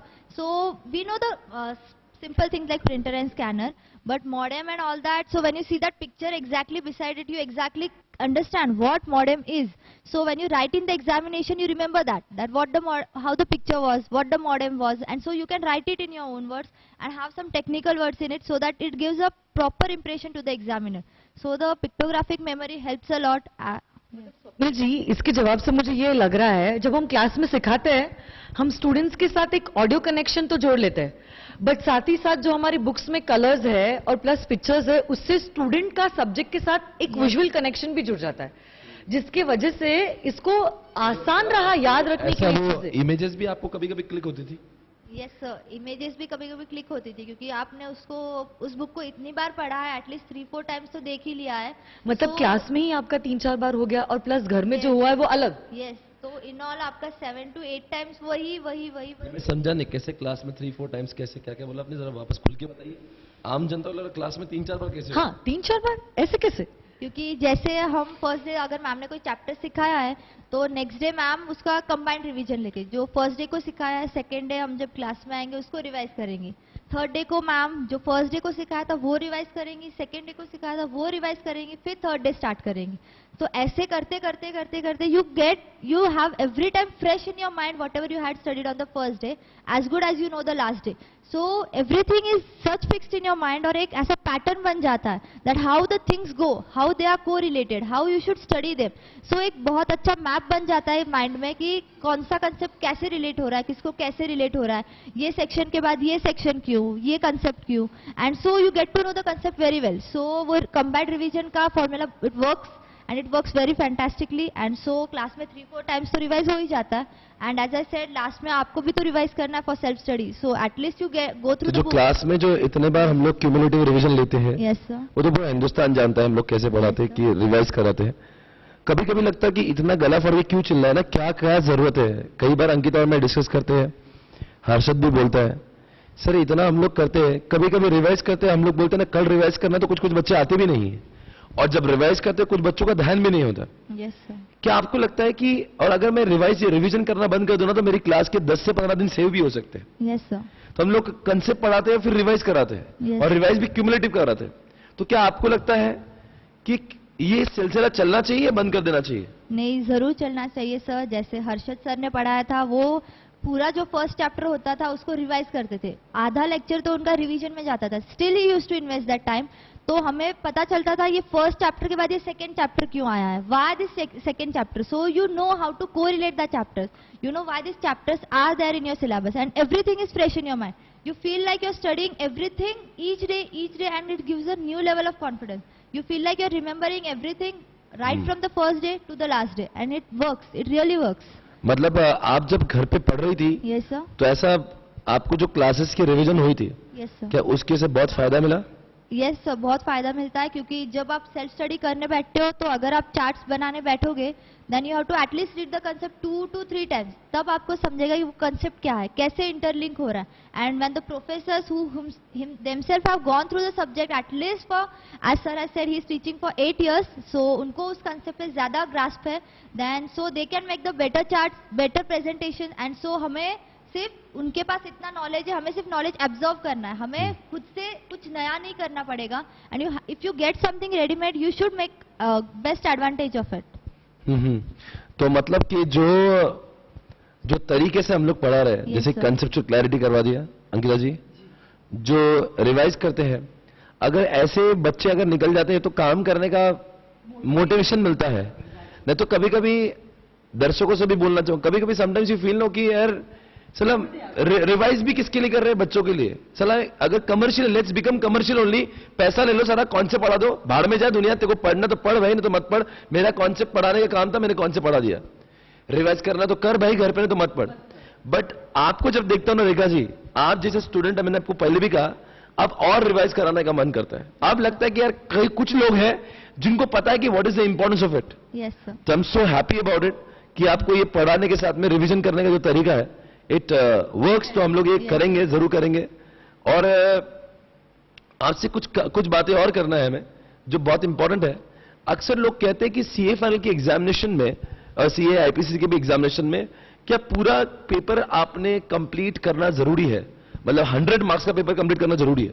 Yes, 100 marks का पेपर कंप्लीट करना बहुत इंपॉर्टेंट है, क्योंकि अगर आप एक्सपेक्ट कर रहे हो that you should get an exemption 70 में फॉल करो, 80 में फॉल करो, तो अगर आप 100% अटेम्प्ट नहीं करोगे देन हाउ यू कैन। नहीं मतलब मैं आपसे पूछूंगा आपने कितना किया था सॉल्व? यस मैंने मतलब आपने 7 पेपर का 100 मार्क पूरा सॉल्व किया था? yes. वापस से बोलिए जरा। मैंने पूरे 7 पेपर्स जो भी थे मैंने, मतलब you have appeared all 700 marks की papers? Yes sir. And out of 700 you score 559? Yes sir. मतलब कि अगर कोई भी बच्चा यहाँ पे ऐसा कुछ टारगेट करना चाहता है, Yes. और एनीबडी हु वांट टू पास और गेट रैंक, सिक्योर रैंक, मतलब हम लोग ने, मैंने भी रैंकर्स के व्हाट्सएप पे ग्रुप बनाए थे and I spoke to many rankers, even I, everybody told me the same thing sir, हमने पेपर को तो छोड़ा ही नहीं है। Yes, simple sir. सा लॉजिक भी लगता है इसके पीछे। अंकिता जी अगर मान लो 20 मार्क का पेपर आज छोड़ते हैं और 7 पेपर छोड़ दिए तो 140 मार्क का तुमने लिखा ही नहीं है। मतलब whatever you going to get it will be from 560 marks. अरे 560 में से 350 लाना बहुत डिफिकल्ट है मेरे भाई, यस पर 700 में से 350 लाना बहुत आसान है। तो क्या आपने 100 मार्क्स सोल्व किया था? यस। मतलब नीतिमत्ता ही वही थी कि 100 ठोक के आएंगे आज। हाँ मतलब पर वैसे लोगों को टाइम नहीं मिलता, आप कैसे मैनेज करते? How did you manage it? जैसे आपको पहले 1-2 ट्राई करने चाहिए क्वेश्चन पेपर घर पे, that are you able to complete in अच्छा। So you should have gone through that atmosphere of before, because अगर फर्स्ट टाइम आप पेपर लिखने बैठ रहे हो तो आपको आपके ही वीकनेस पता नहीं, then you open for ICI that they should attack your weakness and make you Oh my so you God. Should know your weakness well before and make them your strength. So घर पे मतलब एक हर बच्चे ने paper एक दो Yes. Solve करना ही चाहिए। Yes sir. मतलब आपको ये समझना है कि जो टेस्ट सीरीज लगाना है टेस्ट सीरीज लगाओ, अगर आपके जगह पे टेस्ट सीरीज अवेलेबल नहीं है तो आप इंस्टीट्यूट का मॉक टेस्ट दे सकते हैं आप, या फिर आप घर पे ही पिछले अटेम्प्ट के पेपर पर सॉल्व करना जरूरी है और देखना जरूरी है कि आप उस माहौल में कैसे अपने आप को मैनेज कर पाते हो। मतलब अगर आपको टेस्ट में समझ गया you could write only 90 marks, तो आपको समझ गया लास्ट टाइम मैंने 90 का, this time I have to what improve the speed, yes improve the speed and they can write क्योंकि मॉक टेस्ट को जब स्टूडेंट्स अपेयर होते हैं ना तो उन्हें अपनी वीकनेस पता चलती है और यही जी। वीकनेस के ऊपर हमें फोकस करनी है और हमें उसको अपनी स्ट्रेंथ बनानी है, तो इसीलिए मॉक टेस्ट का देना बहुत ज्यादा जरूरी है। बिल्कुल सही कह रहे हैं हम लोग। एक बार तो एटलीस्ट वो आपकी फीलिंग आनी चाहिए कि अगर मैं एग्जामिनेशन में जा रहा हूं मैं क्या फील कर रहा हूं, विराट मुझे कोहली क्या का कर रहा है। I still remember one thing, Virat Kohli यहाँ पे पूना में आया था, अभी 10-15 जनवरी को मैच था, रेखा जी 15 जनवरी को ये मैच था और 10 तारीख को Virat Kohli had come to Pune. मुझे लगा टाइम पास करेगा, नहीं बिल्कुल नहीं, 5 दिन सिर्फ वो प्रैक्टिस। ग्राउंड पर गया उसी समय पे जिस समय मैच खेलने वाले थे और वहां पे जाके 3 से 4 घंटे का प्रैक्टिस वो रोज किया और उसके रोज पुणे के न्यूज़पेपर में उसके फोटो आ रहे थे। तो फिर तब मैं समझता है कि अगर ये इंटरनेशनल लेवल का इंसान है जो ऑल इंडिया रैंक 1 नहीं, इंटरनेशनल नंबर 1 है, वो इंसान को अगर प्रैक्टिस करने की जरूरत पड़ रही है तो हमें क्यों नहीं। और वो इंसान 15 जनवरी को खेलता है और वो इंसान सेंचुरी मारता है, तो मैं समझ गया हर कोई सक्सेस के पीछे प्रैक्टिस बहुत जरूरी होती है, बहुत ज्यादा जरूरी होती है। मतलब कि ये सारी चीजों को भी हमने समझना चाहिए। और यू हैव अंकिता जी आपको कुछ पूछना तो मेरे पास भी कुछ सवाल है। और एक सवाल जी है जी मुझे रेखा जी के लिए कि बहुत सारे स्टूडेंट्स ना स्ट्रेस्ड आउट हो जाते हैं, जी जी जी बहुत डरते हैं, मतलब डरते- एग्जामिनेशन का फोबिया जो है वो उनमें आ जाता है। तो ये स्ट्रेस क्या आपने भी महसूस किया था? मतलब और आपको भी किया स्ट्रेस था? आया था कभी? मतलब कुछ कुछ लोग इतने स्ट्रेस्ड आउट रहते हैं कि उनको लगता है बस अभी छोड़ दे। अरे सुसाइड कर लिया है, वो शॉक टू हाँ, सी इतने एक ज्यादा लड़की depression में सुसाइड चली कर दे रही। अरे भाड़ में जाए जिंदगी, जिंदगी से बढ़कर कुछ नहीं है। How can you think even about suicide यार? आज नहीं कल सीए बन जाएंगे। अरे आप लोग इसलिए फेल नहीं हो रहे कि you are not intelligent, you are getting fail because your methodology of studies is not right. Exactly. आप लोगों ने ये कैसे सोच लिया अगर सीए फाइनल की उम्र में आने के बाद में अगर आपको ये लग रहा है आपका कैलिबर नहीं है? कमाल करते हो आप। अगर आप आईपीसीसी में हो, आप फाइनल में हो, तो आपका कैलिबर है, इसीलिए आप इस मुकाम पर पहुंचो। आपने सुसाइड करने का सोचा भी कैसे? आपने दोष देना चाहिए था अपने पढ़ाई करने के तरीकों को। आज ये तरीका बताइए, क्या आपको लगता है ये सही है? क्या आपको लगता नहीं? अच्छा स्ट्रेस तो आपको भी आता होगा, जरा बताइए स्ट्रेस को मैनेज कैसे आपने किया? मैनेज किया अपने जी, जी। stress को? ऐसे बोला करते हैं that you should never change your goal, you should change your plan. If plan A doesn't work, plan B is there, but goal is only one and only one, that आपको CA बनना है, कल है, परसों है, कब भी हो, कभी भी आप सीए मतलब एग्जाम कितने भी देने पड़े but target is only one CA. So आप अपनी पढ़ाई का मेथोडोलॉजी बदलो, आप अपने वीकनेस को फाइंड आउट करो. जैसे someone great has said that if someone gives me 7 hours to cut a tree, I will spend my first 5 hours in sharpening my axe. क्या बात है, क्या बात है, बढ़िया है. यस, सो पहले अपनी वीकनेस को फाइंड आउट करो, अपने आप को उतना शार्प, उतना कैलिबर मेंटेन करो कि आप आईपीसीसी के कैलिबर में हो, फिर आप एग्जामिनेशन अपियर करो. तो वो कॉन्फिडेंस का लेवल ही अलग होता है. यू योरसेल्फ आर कॉन्फिडेंट, मतलब आईसीआई को कहने की भी जरूरत नहीं पड़ेगी दैट यू आर पास. आप उस कॉन्फिडेंस से कह सकोगे that in this attempt I will clear my examination. Stress सबको आता है, इवन आई फील स्ट्रेस्ड, सबको आता है स्ट्रेस. सो मोस्टली जब आप एग्जामिनेशन हॉल में हो, what you should follow that when you feeling very stress, that you are feeling that एक क्वेश्चन के बाद नेक्स्ट क्वेश्चन एकदम करने से बहुत ऐसा एग्जॉस्ट हो रहा है, then what you should do as I do that first you attempt the first question number 1, then take 2 deep breaths. The break is not of 1 minute or 2 minutes, it's just 2 breaths, 2 deep breaths, so that your brain get oxygenated and you have fresh thoughts in your mind, and then attempt the second question. मतलब हर एक question के बाद आप 2 deep breath लेते थे और अगले question की ओर बढ़ते थे. Yes ma'am. तो क्या ये हेल्पफुल था? Yes ma'am, it's very helpful. Result तो देख ही रहे हो, है ना. एक बात पूछना थी. मुझे लगता है कि पास और फेल के बीच में रिवीजन होता है. ब्रेन तो कांस्टेंट ही है. आपको अगर मैं पूछूं, क्या आपको ये लगता है कि आपने भी बहुत सारा सब्जेक्ट को बहुत बार रिवाइज किया था? यस सर, बहुत बार रिवाइज किया था. मतलब हर सब्जेक्ट को इतने बार रिवाइज करना जरूरी है? यस सर, रिवाइज करना जरूरी है, क्योंकि अगर आप एक सब्जेक्ट पढ़ रहे हो, नेक्स्ट सब्जेक्ट पे जाओगे, यू फील लाइक आप पहले सब्जेक्ट जो पढ़ा था ना वो भूल रहे हो, कुछ कंसेप्ट याद नहीं आ रहा है. सो अगर आप उसको, मैंने ऐसे स्ट्रैटेजी की थी दैट लॉ किया, उसके बाद सपोज अकाउंट्स कर रही हूँ तो मैं क्या करती थी, अकाउंट जैसे ही कंप्लीट हो मैं 2 दिन लॉ रिवाइज करती थी, ताकि जो पहले अकाउंट से पहले जो सब्जेक्ट कंप्लीट किया था वो भी फ्रेश रहे, और अकाउंट्स तो अभी फ्रेश है ही दिमाग में. फिर अगेन ऑडिट किया तो 2 दिन फिर से अकाउंट रिवाइज करूंगी जो मैंने उससे प्रीवियस किया था. तो ऐसे पिछले सब्जेक्ट भी फ्रेश रहते हैं और नया सब्जेक्ट भी फ्रेश ही रहेगा. So it helps. तो मतलब आपको लगता है कि रिवीजन मैटर करती है? Yes sir. पर अक्सर होता क्या है रेखा जी, ये रिवीजन करने वाली चीज है ना, सबको समझ में भी आती है, बट द पॉइंट इज लोगों के पास, लोग कहते हैं कि सर वक्त ही नहीं मिलता, 3 महीने में मैक्सिमम 2 बार रिवीजन करेंगे, पर 2 बार रिवीजन में वो एग्जामिनेशन में याद आता ही नहीं है. आपसे जब मैंने बातें की तो आपने कहा सर मैंने हर सब्जेक्ट को 7 बार रिवाइज किया था, 8 बार किया, कुछ सब्जेक्ट को 9 बार भी किया. आपने आईटी को तो 12 बार रिवाइज किया. How did you make it possible? इतने 12 बार आईटी कैसे रिवाइज कर लिया आपने? या फिर आपने बाकी सब्जेक्ट को भी कैसे रिवाइज कर लिया? इतनी बार कैसे रिवाइज हो सकता है कोई सब्जेक्ट? मेनली तो 3 रिवीजन जो होते हैं, it should be your best revision जो कंप्लीट सिलेबस को कवर कर रहे हैं, एंड अदर रिवीजन ऐसे होने चाहिए जैसे आपके पास छोटे छोटे नोट्स होने चाहिए, जैसे समरी नोट्स हुए जैसे सर ने प्रोवाइड किए थे, मैम ने प्रोवाइड किए. अगर आपके पास नहीं है, वो जो चार्ट्स प्रोवाइड किए थे आपने उसका भी इस्तेमाल किया था? जी चार्ट्स भी. अगर आपके पास ऐसा ना हो कुछ रेडीमेड मटेरियल तो आप अपने खुद के नोट्स बनाओ. बिल्कुल सही है. जैसे आईटीएसएम लॉ ऑडिट बनाने की जरूरत नहीं, वो तो रेडीमेड मिलेंगे. बाकी तो बनाना जरूरी है. बाकी सब्जेक्ट्स के लिए बनाओ. Then it should be like that आप अगर 2 घंटे भी बैठो ना, आपको जो कंसेप्ट नहीं आ रहा था वो रिवाइज हो जाए. पूरा सब्जेक्ट ना आप अगर 3-4 घंटे भी बैठो ना, इट शुड हैव. और एक तो आपने खुद अपने ओन वर्ड्स में लिखा होगा तो फिर वो कीवर्ड्स भी हाईलाइट हो जाते हैं जो आपको लगता है कि. और उसमें रेखा जी इंटरप्ट करूंगा, पर पढ़ने को भी बहुत कम समय लगता है. यस सर, बहुत कम. मतलब अगर हम अपनी नोट्स अगर पढ़ते हो तो राइट है ना.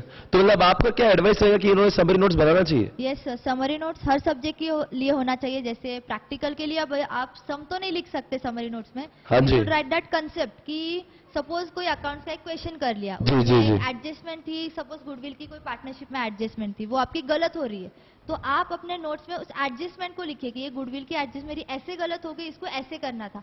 तो वो सिर्फ एडजस्टमेंट क्लिक होगी. हर बार आपको पूरा क्वेश्चन नहीं सॉल्व करना पड़ेगा, वो एडजस्टमेंट बस आपने देख ली, समझ में आ गया और हो गया. ऐसे आप प्रैक्टिकल सम के लिए सॉर्ट आउट कर सकते हो कि ये एडजस्टमेंट नहीं हो रही है, ये थिंग में प्रॉब्लम हो रहा है, ये कंसेप्ट नहीं आ रहा है, ये वैल्यू कैसे लेते हैं एंड एवरीथिंग. सो वैसे आप प्रैक्टिकल के लिए यूज कर सकते हो. और थ्योरी सब्जेक्ट में जैसे सर ने प्रोवाइड किए थे चार्ट्स बनाओ, so the concept goes in flow, बहुत जल्दी रिवाइज हो जाता है. So it's very good sir. अच्छा, मतलब जो चार्ट्स वाला हम लोग जो बनाए थे, was it beneficial? Yes, it's beneficial. मतलब उसके वजह से भी आपने उसके द्वारा भी कुछ रिवीजन किए थे अपने चार्ट से? रिवीजन किए थे. जैसे कोई सब्जेक्ट अगर सपोज मैंने प्लान किया है कि लॉ 7 या 8 डेज में हो जाना चाहिए, अगर सपोज हो गया अराउंड 7.5 डेज में, तो जो हाफ डे बचता है वो ऐसे आपको एंजॉय करने से अच्छा, अगर आपने कोई सब्जेक्ट रिवाइज कर लिया जो पहले था, आपके पास नोट्स तो रेडीमेड है ही, एक तो ओन लैंग्वेज में भी है, तो ऐसे चेंज भी हो गया, थोड़ा कुछ नया पढ़ लिया और आपका सब्जेक्ट भी रिवाइज हो गया, तो बहुत फ्रेशन अप भी कर लेता है आपको, और एक तो कॉन्फिडेंस। मतलब हमें दर्शकों को ये समझना चाहिए कि कोई भी रैंकर आज पास हो रहा है तो उसके पास में, अंकिता जी, समरी नोट्स होना जरूरी है। मतलब ये बात तो शायद से मैंने 2-3 रैंकर से और भी सुनी थी कि everybody has made their own summary notes, ताकि पढ़ने को बहुत कम समय लगता है।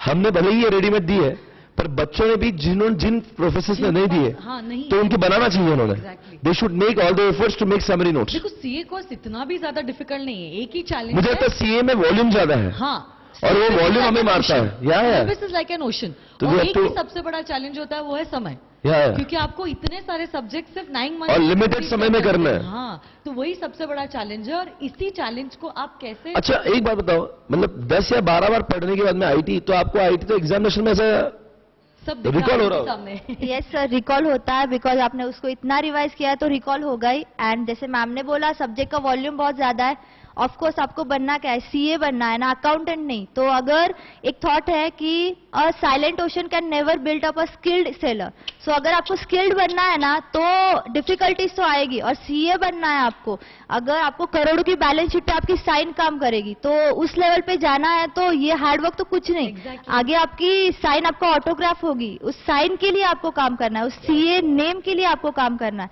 और ये स्ट्रगल कुछ भी नहीं। आपका ये short term gain will lead to a long, sorry, short term आप अगर गेन पाना चाहते हो तो लॉन्ग टर्म में आपको पेन मिलेगा।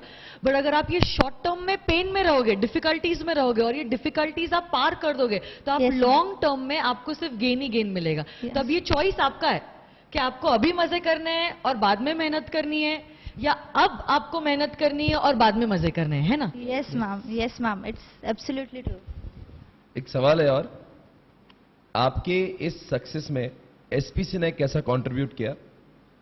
आज आपने सारे सब्जेक्ट्स एसपीसी से किए। कॉस्टिंग एफएम आपने राज सर से पढ़ा, अकाउंट्स एडवांस अकाउंट आनंद सर से पढ़ा, हर्षित सर से आपने ऑडिट पढ़ा, मुझसे आईटीसी में पढ़ा, अंकिता से आपने लॉ पढ़ा। तो बताओ ना कैसा रहा, हाउ एसपीसी हैज कंट्रीब्यूटेड? पर आप सचमुच हमारे स्टूडेंट हो क्या? Yes sir, yes. Ankita ji, ये बात भी तो चर्चा करना जरूरी है कि ऐसा तो नहीं हमने आपको पैसे खिला के यहाँ पे बिठा दिया। No no, it's true. Sure? Yes sir, सच्ची सच्चे खरे दिल से आप हमारे स्टूडेंट हो? यस सर, बिल्कुल बिल्कुल, आप हमारी स्टूडेंट हो। Yes sir. जनता सुन रहे, हमारी स्टूडेंट है, मतलब कोई फोर्स नहीं किया है, कोई जबरदस्ती नहीं की है इनसे। मतलब बिल्कुल नहीं, जो भी है वो तहे दिल से आप हमारी स्टूडेंट हो, राइट? Yes sir. कैसे कंट्रीब्यूशन रहा, आपको जवाब देना है। हमें भी सुनकर अच्छा लगेगा कि चलो हमने कुछ तो किया जिंदगी में। ऑल इंडिया रैंक में अगर हमारा कंट्रीब्यूशन है तो इससे बड़ी हमारे लिए क्या बात हो सकती है? Yes sir. फर्स्ट थिंग तो यहाँ पे जो क्लासेस में जो प्रोफेसर्स है, each one is expert in the field. हर किसी को अपने फील्ड में एक्सपर्टीज है। सो कोई भी कंसेप्ट हो, कैसे भी हो, एकदम कंसेप्चुअल क्लैरिटी से पढ़ाया जाता है। So you never have doubts in your mind, and even if you have doubts, so query session में आप पूछ सकते हो। अब प्रोफेसर्स बहुत, क्या आपकी क्वेरी सॉल्व होते थे उस जमाने में? यस सर, सॉल्व होते थे। मैं हर लेक्चर के बाद रुकती थी, प्रोफेसर्स को डाउट पूछती थी। They are quite approachable. So जब आपको डाउट आए, अप्रोच कर सकते हो। ऐसा नहीं कि आपको आज डाउट है, आप कल या परसों पूछोगे। आप डाउट भी भूल जाते हो, और मेन थिंग आपको वो क्लैरिटी भी नहीं रहती, क्योंकि जिस दिन का डाउट है ना, उस दिन क्लियर होना, तो वो एक रिटेन हो जाता है माइंड में। वो एग्जामिनेशन में क्वेश्चन आया ना, फिर भी आपको याद आता है कि वो डाउट था और वो क्वेश्चन एग्जामिनेशन में आया था। ऑडिट में हुआ था सर मेरे साथ ऐसा, एक क्वेश्चन था, मैंने हर्षित सर को एक नहीं 3 बार वो सेम क्वेश्चन, सेम क्वेश्चन, मुझे समझ ही नहीं रहा था, मैंने 3 बार पूछा हर्षित सर को, और एट लास्ट जब वो क्वेश्चन एग्जामिनेशन में आया तो इतना इतना हैप्पीनेस हुई ना मुझे कि नहीं, इस क्वेश्चन पे मैंने नहीं समझा, मैंने पूछा और वो बहुत इफेक्टिव रहा, और वही क्वेश्चन, एग्जैक्ट क्वेश्चन एग्जामिनेशन में। बहुत सारे स्टूडेंट्स क्या करते हैं, कुछ टॉपिक नहीं आ रहा है, डिफिकल्ट लग रहा है, या कोई प्रॉब्लम सॉल्व नहीं हो रहा है ना, वो उसको छोड़ देते हैं। तो क्या ये एटीट्यूड सही है? नहीं नहीं, ये एटीट्यूड बिल्कुल गलत है। बिकॉज अगर आपको सीए बनना है, then you should be expertise in every field. अगर आपका क्लाइंट सामने बैठा, आप ऐसे नहीं बोल सकते ना दैट ये कंसेप्ट पता नहीं, ये मैंने ऑप्शन में छोड़ा था। You can't leave anything in option. अभी तो ठीक है examination, you can't leave anything in option. सुन लो, yes, you have to know every concept, because articleship भी तो करनी है आईपीसीसी के बाद।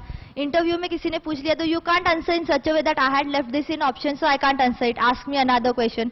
सो you can't make an option for your career ना, you can make option for the examination, not for your career. वो करियर में बहुत बड़ा हर्डल हो सकता है. सो हर सब्जेक्ट को फुल 100% पढ़ो. So it's the best thing that you should study 100%, क्योंकि अगर आपने कंसेप्ट भी छोड़ दिया तो आपका लिंक भी ब्रेक होता है उस कंसेप्ट, मतलब उस चैप्टर का. सो ना वो चैप्टर ठीक से हो पाता है, ना वो कंसेप्ट हो पाता है, then you break the entire link of the subject. So never leave anything in option. So that's the best thing I can suggest. तो आपने एसपीसी के बारे में बोला कि यहाँ के फैकल्टीज आपके डाउट सॉल्व कर सकते थे. Yes sir. और बताइए. और मेन थिंग जो इंटरैक्टिव लेक्चर्स रहते हैं, लाइव एटमॉस्फेयर रहता है लेक्चर्स का, जो वॉइस मॉड्यूलेशन जो प्रोफेसर्स करते हैं, जैसे हर्षद सर जैसे क्लास में एंटर करते थे, यूज्ड टू से दैट आज मैं बहुत भारी पढ़ाने वाले हूँ. सो that quote used to create such an excitement, such an interest in the subject that when I used to have 3 months leave, whenever I used to feel bored, I used to say that आज मैं बहुत भारी पढ़ने वाली हूँ, आज मैं बहुत भारी पढ़ने वाली हूँ. And that it gave me such a feeling that I'm going to study something very different. So you should, means it's a very live atmosphere. You get to know each thing. And suppose examination में कभी-कभी exact question आ गया ना जो class में किया था, तो वो आवाज भी आती है कि मैम बोल रही है और हम लिख रहे हैं, ऐसा फील होता है. So it helps, मतलब एकदम स्ट्राइक होता है एग्जामिनेशन. आप ITSM और ऑडिट लॉ लिख रहे हो. Yes sir. आपको वो ऐसा कानों में गूंज रहा है. Yes sir, yes sir. कभी-कभी फील होता है दैट समवन इज स्पीकिंग और अभी भी वो वर्ड स्ट्राइक होते हैं कि मतलब मैम ने बोला था you should write this, you should write this, तो वो स्ट्राइक होता है. So it's very good that how the live atmosphere here is. It's awesome and you get to learn new things. You just sit and you get to learn everything around you get to learn. You get to learn the entire course just by sitting and just by observing your professor. It's a brilliant thing here. Yes sir. And the revision lecture, as the revision is given here, the combined revision concept is very good. It gives you very nice exposure to the subject. You get how to learn the subject. Then the charts provided, it helps to give a quick revision over the subject. It helps you to give a quick glance over the subject. So it was very good experience sir at Swapnil Patnis. Yes sir. बहुत अच्छा लगता है जब लोग तारीफ करते हैं उस तरीकों के बारे में जो यूनिक है. Yes sir. मतलब हमने जब you want have to study at home लिखा था, yes, तो कई लोगों ने ऑब्जेक्शन लिया था, ये कैसे तरीका हो सकता है. क्या आपको लगता है लाइन हटा दें हमें यहाँ से? नहीं, it's you won't have to study at home because घर पे आप सेल्फ स्टडी कर रहे हो, स्टडी नहीं कर रहे हो, आप अपने खुद को एनालाइज कर रहे हो. स्टडी तो यहाँ पे कंप्लीट हो चुकी है ना, प्रोफेसर्स ने पढ़ाया है, अब घर जाके क्या करना है, आपको अपने वीकनेस ढूंढने हैं, कहाँ लैक कर रहे हो और प्रोफेसर्स को डाउट पूछना है. अभी आप स्टडी नहीं कर रहे हो ना घर पे, आप अपने खुद को एनालाइज कर रहे हो, क्या पढ़ रहे हो, क्या रिवीजन तो क्लास में हो चुका है. यस, क्लास में रिवीजन भी हो रहा है. सो बहुत हेल्पफुल रहता है. It's a very good. बहुत अच्छा लग रहा है ये सारी बातें सुन के. एक स्टूडेंट ने पूछा था कि सर एक बार पूछ लेना कि टेक्निकल भाषा में लिखना जरूरी है क्या? क्या जैसे लॉ लिख रहे हो ITSM, तो क्या बोलना है आपका कि आपने एज इट इज रट्टा मारा था या आपने अपने शब्द भी इस्तेमाल किए थे? नहीं, एग्जैक्ट रट्टा मारना हुआ तो आप कंसेप्ट समझ नहीं रहे हो, आप सिर्फ उसको मगअप कर रहे हो ताकि वो एग्जामिनेशन के तक रिटेन हो. वो आपको लाइफ लॉन्ग में रिटेन नहीं हो पाएगा. वो मगअप सिर्फ एग्जामिनेशन तक ही आपको हेल्प कर पाएगा, आगे नहीं. सो कोई भी चीज मगअप मत करो. जैसे लॉ में हुआ, then you should have some technical words. आपको फील होना चाहिए आपके एग्जामिनर को कि आप लॉ लिख रहे हो. Suppose it said that a meeting was adjourned, तो आप अपने वर्ड्स में ये नहीं लिख सकते ना that meeting was postpone. That adjourned word is important, how you present it doesn't matter. मतलब आपने ओन इंग्लिश में लिख दो उस सेंटेंस को, but adjourned word is important, पर वो शब्द का इंपॉर्टेंस है. शब्द का इंपॉर्टेंस है. आप अपने ओन लैंग्वेज में लिख सकते हो, बट ऐसा हो कि वो एग्जामिनर समझ भी पाए और लॉ का इसेंस भी ना हैम्पर हो. मतलब जैसे आईटी के सब्जेक्ट में जो कलर बुक में मैंने ब्लू हाइलाइटेड वर्ड दिए हैं, यस, तो आपको लगता है वो याद रखना चाहिए? हाँ, याद रखने चाहिए, क्योंकि अगर वो वर्ड्स कोट कर रहे हो तो examiner feels that you know the subject well. आपको याद है वो टेक्निकल वर्ड्स क्या है. यस, वो टेक्निकल वर्ड्स लिखने की वजह से you got a competitive edge over other students. Yes ma'am, yes, है ना. So you have to stick to those technical words. Yes ma'am, ऐसे ये कह रही है ना. Yes ma'am. और एक सवाल मैं आपसे, सॉरी टू इंटरप्ट, पर मुझे बोलना है कि इसका क्या यही मतलब है कि अगर मान लो टेक्निकल में ही लिखना है, क्या हम अपने शब्दों का भी इस्तेमाल कर सकते? मतलब यहाँ पे जनता गुमराह हो सकती है आप जो कह रही हो. आप वापस क्लियर करिए, क्या आप बोल रही, क्या टेक्निकल नहीं? मतलब आपको अपना आंसर अपने ओन वर्ड्स में ही लिखना है, सिर्फ वो टेक्निकल थोड़े थोड़े जो वर्ड्स होते हैं वापस से सुन लेना. ये मत दिमाग में डाला कि वो आपको पूरा इन्फोटेक का बुक रट्टा मार के रखना है यहाँ पे और लॉ का. वो जो शब्द है, वो जो इंपॉर्टेंट है और जो कीवर्ड्स है, only those you should try to remember. Sometimes if you ask me, even I won't remember.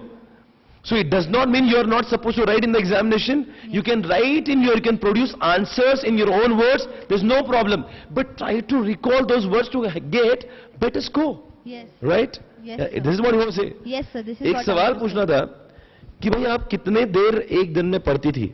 ये भी तो सवाल बहुत इंपॉर्टेंट है. कई लोगों ने ये भी सवाल मुझसे पूछने के लिए भी बोला है. कितना घंटे? आखिर के 3 महीनों में आपने कितने घंटे पढ़ाई की थी? यस, क्योंकि अगर मतलब आप घंटे पूछो तो घंटे के हिसाब से अगर आप पढ़ोगे ना तो आप बैठोगे, सपोज आप बैठे 5 o'clock को, तो आप वो टाइम याद रखो, 5 को बैठा हूँ, अभी 14 घंटे काउंट करूंगा, उस टाइम पे उठ जाऊंगा, हो गई मेरी पढ़ाई. वो पढ़ाई नहीं कर रहे हो आप, मैकेनिकल बैठे हो. बिल्कुल सही कह रहे हो आप. कि बैठ गए 14 जनता सुन रही है इस चीज को.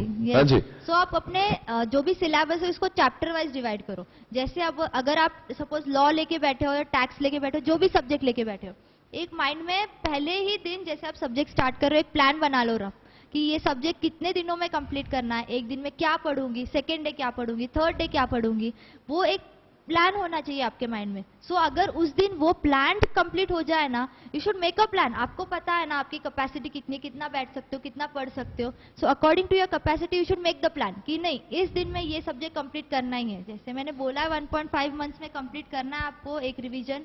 सो आपको एटलीस्ट एक सब्जेक्ट के लिए 7 से 8 दिन एक सब्जेक्ट के लिए मिलेंगे. So in 7-8 days you should plan your study in such a way. अगर आप घंटे पूछोगे तो एटलीस्ट 14-15 आवर्स तो आप स्टडी करोगे तभी तो. ये एटलीस्ट 14-15 आवर्स. Yes, at least. अच्छा. एटलीस्ट. आज समझते इसका मतलब क्या है?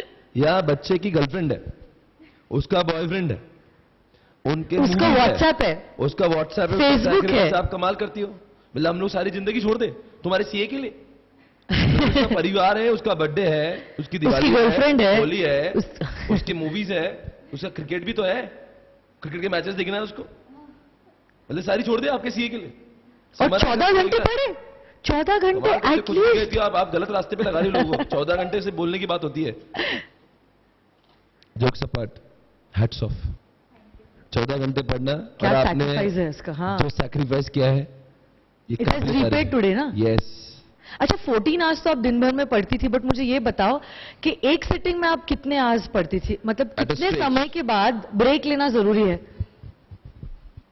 मेनली जब आप पढ़ रहे हो तो ऐसा नहीं है कि आपको 2 घंटे बाद एक ब्रेक लिया, 2 घंटे बाद एक ब्रेक लिया, तो वो 2 घंटे का टाइम आपके माइंड में फिक्स हो जाता है. आप घड़ी की तरफ देखोगे 2 घंटे हुए क्या, 2 घंटे हुए क्या, वो नहीं करना है. आपको एक चैप्टर लेके बैठना है कि नहीं ये चैप्टर कंप्लीट होगा फिर मैं एक ब्रेक लूंगी, अच्छा. नेक्स्ट चैप्टर स्टार्ट करूंगी. Yes yes. जो आपको वो माइंड में ये चैप्टर दिमाग में रह रहा है, आप वो चैप्टर को देख रहे हो. अब कहां घड़ी से आई हो आप? आपके दिमाग में ऐसे ख्यालात कहां से आते हैं? ऐसा लगता है साक्षात देवी माँ हमारे सामने बैठी है नहीं और हम सर, अपने भक्त हमारे आपके शरण में ले लो. नहीं सर, इट्स जितना आशीर्वाद दे सको दे दो. नहीं. आने वाली जनरेशन हम भी अपने बच्चों को ये सिखाए. मतलब ये कहां से आता है भाई? तो हम लोग तो 2 घंटे के बाद में, तुम 2 घंटे की बात कर रही हो. यहाँ पे बच्चा 60 मिनट तक विदाउट मोबाइल नहीं बैठ सकता. कमाल करती हो आप. कुछ भी आप गलत रास्ते पे लगा रही हो. नहीं सर. जब चैप्टर 6 घंटे खत्म नहीं होता हम लोग चैप्टर 6 घंटे वैसे पढ़े. मोबाइल ले लिया, उसे लगता है कि मैं अधूरा हूं. हाँ? जब मोबाइल नहीं रहता है स्टूडेंट्स का, उसे लगता है कि मैं अधूरा हूं. कहाँ पे है, किसका मैसेज आया, कितने लाइक्स है. मतलब तुम्हारा चैप्टर 6 घंटे तक खत्म नहीं था, मतलब हमने 6 घंटे तक ब्रेक नहीं ले. तुम कुछ भी गाइडलाइन कर रही हो. मतलब कुछ भी. कुछ भी 6 घंटे तक, मान लो 8 घंटे तक चैप्टर. ये जुनून है भाई. वो पैशन है. ये जुनून है, ये पैशन है. और उसने वो कर दिखाया यार. She did it. She did a wonderful job. बहुत सैक्रिफाइस किया है. We can easily understand that. एक सवाल मेरे दिल में था. मान लीजिए ऐसा हुआ 40 मार्क के क्वेश्चन बचे हैं और समय सिर्फ 30 मिनट का बचा हुआ है. बच्चे क्या करते हैं, स्टार्टिंग में बहुत लेट के आराम से लिखते हैं, मतलब एकदम खूबसूरती के साथ, और वो पेपर 2.5 घंटे में सिर्फ 60 मार्क का ही कंप्लीट हुआ. क्योंकि कभी कभी कुछ गलत हो गया, वो उसमें ही उलझ जाता है. Yes, sir. अब स्ट्रैटेजी क्या होना चाहिए? वो 20 मार्क का सॉल्व करे अच्छे से, या 40 मार्क का सॉल्व करे थोड़ा सा. What should be the strategy according to you? According to me strategy should be that अगर आपके पास 30 मिनट्स है और 40 मार्क्स के क्वेश्चन बाकी है, then what you should do, first thing you should sort out that 40 marks question. कौन से ऐसे क्वेश्चन है जो आपको बहुत अच्छे से आ रहे हैं और कौन से थोड़े वीक लग रहे हैं। जो अच्छे से आ रहे हैं ना उनको फटाफट अटेम्प्ट कर लो, because you have speed over it. आपको आ रहे हैं तो आप एटलीस्ट 15 मिनट्स में तो उनको अच्छे से लिख लोगे। अच्छा। तो आपको स्कोप है कि वहां अच्छे से आप स्कोर कर लोगे। जो 15 मिनट्स बचेंगे और जो 20 मार्क्स के क्वेश्चन बचेंगे उनमें से आप 20 मार्क्स का अटेम्प्ट करो, बिकॉज आपको अगर पूरे से नहीं आ रहे एटलीस्ट आप उनका कंसेप्ट लिख सकते हो। आपको जो समझ में आए हर क्वेश्चन का कुछ ना कुछ लिख सकते हो आप, तो आपका स्कोप बढ़ रहा है। इससे अच्छा कि आप 10 मार्क्स का क्वेश्चन पूरा अच्छे से लिखो तो आप वहां पे 10 मार्क्स स्कोर करोगे। ओके, मतलब 10 मार्क्स है तो मैक्सिमम आप 7 या 8 मार्क्स स्कोर करोगे ना। और अगर आपने उसी टाइम में दोनों क्वेश्चंस थोड़ा थोड़ा अटेम्प्ट कर लिया तो मैक्सिमम 7-8 ना मिले हर क्वेश्चन में, एटलीस्ट 5 मार्क्स इसमें मिलेंगे, 5 उसमें मिलेंगे। अच्छा, तो मतलब आपका बोलना है कि सारा सॉल्व करें। यस, सारा सॉल्व करें। अच्छा, पेपर लिखते समय hand writing, presentation, Yes. Bullet, underline, paragraph में लिखती थी आप? नहीं सर, पैराग्राफ बुलेट वाइज में लिखा? यस सर, पेंसिल से मार्जिन ड्रॉ करी थी? यस सर, मार्जिन ड्रॉ की। इंपॉर्टेंट वर्ड्स को अंडरलाइन किया था? यस सर, किया था। यस सर, मतलब ये सारी चीजें जो हमने क्लास में डिस्कस करी थी वो आपने फॉलो करी थी? Yes sir. बिल्कुल सही कह रही हो आप। मतलब ये मैटर करता है। हैंड राइटिंग कैसी है आपकी? हैंड राइटिंग इतनी अच्छी भी नहीं है, इतनी बुरी भी नहीं है, ऐसी है कि एग्जामिनर पढ़ सके बस। मतलब समझ आती है? यस, समझ पर कुछ आती जो स्पेशली बॉयज कैटेगरी होती है, है। यस सर, महिलाओं को बचपन से एक्सपोजर मिलता है रंगोली मेहंदी का, हाँ तो यस, वो बचपन से अच्छी हैंडराइटिंग रखती है अंकिता जी। पर कुछ जवान लोग हैं, जो बच्चे हैं, उनकी हैंडराइटिंग इतनी पैथेटिक होती है। वैसे भी पहले 3 क्वेश्चन में वो खूबसूरती लाने की कोशिश करते हैं, यस सर। बाद में समझते नहीं हिंदी लिखा कि उर्दू लिखा। तो क्या आपको लगता है ऐसा इन्होंने अपने हैंडराइटिंग पर भी थोड़ा सा जोर देना चाहिए? यस, हैंडराइटिंग पे कंसंट्रेट करना चाहिए, क्योंकि भले ही आपने क्वेश्चन एग्जैक्ट करेक्ट लिखा हो, वही लिखा हो, लेकिन जब तक एग्जामिनर को समझ नहीं रहा है बिल्कुल। आप आज क्या सारे लिखा दर्शक देख रहे हो क्या बोल रही है कि आपका पेन कौन सा होना चाहिए था, वो भी डिसाइडेड था है। यस, कि आप जब चाहे जो मर्जी चाहे नहीं, दुकान पे गए और नहीं, हर्षित सर ने बोला था कि ऐसे नहीं करना है, कि एग्जामिनेशन से पहले पेन लाना है, उसको भगवान के पास रखना है, थोड़ा बहुत ऐसे मीन्स वो होता है ना हम कि भगवान ऑस्पिशियस है तो थोड़ा होली हो गया पेन, फिर अब यूज करेंगे। वो पेन पे ग्रास्प नहीं रहता आपका, एक पेन से जो स्पीड रहे ना वो दूसरे पेन से नहीं रहती। आपने बहुत बार देखा होगा कि पेन लिखते लिखते जब खत्म हो जाए ना, एंड पे लगता है यार बहुत अच्छा पेन था, खत्म हो गया, हम उसको रिफिल डाल के भी यूज करेंगे, लेकिन वही पेन क्यों? क्योंकि उसके ऊपर ग्रास्प आ चुका है आपका। तो एक मतलब मेन कॉन्सेंट्रेट कीजिए कि कौन सा पेन यूज करना है, इंक है, बॉल है, जेल है, जो पेन यूज करना है ना पहले से डिसाइड रखिए कि कौन सा पेन यूज करना है। जैसे मैंने इंक पेन यूज किया था तो मेरा पहले से फिक्स था कि यही पेन यूज करना है और यही पेन से it was all decided in advance, पहले से ही पता था आपको? यस, तो मैंने 3 मंथ्स उसी पेन से यूज किया, चाहे कुछ भी लिख रही हूँ मैं उसी पेन से लिखती थी।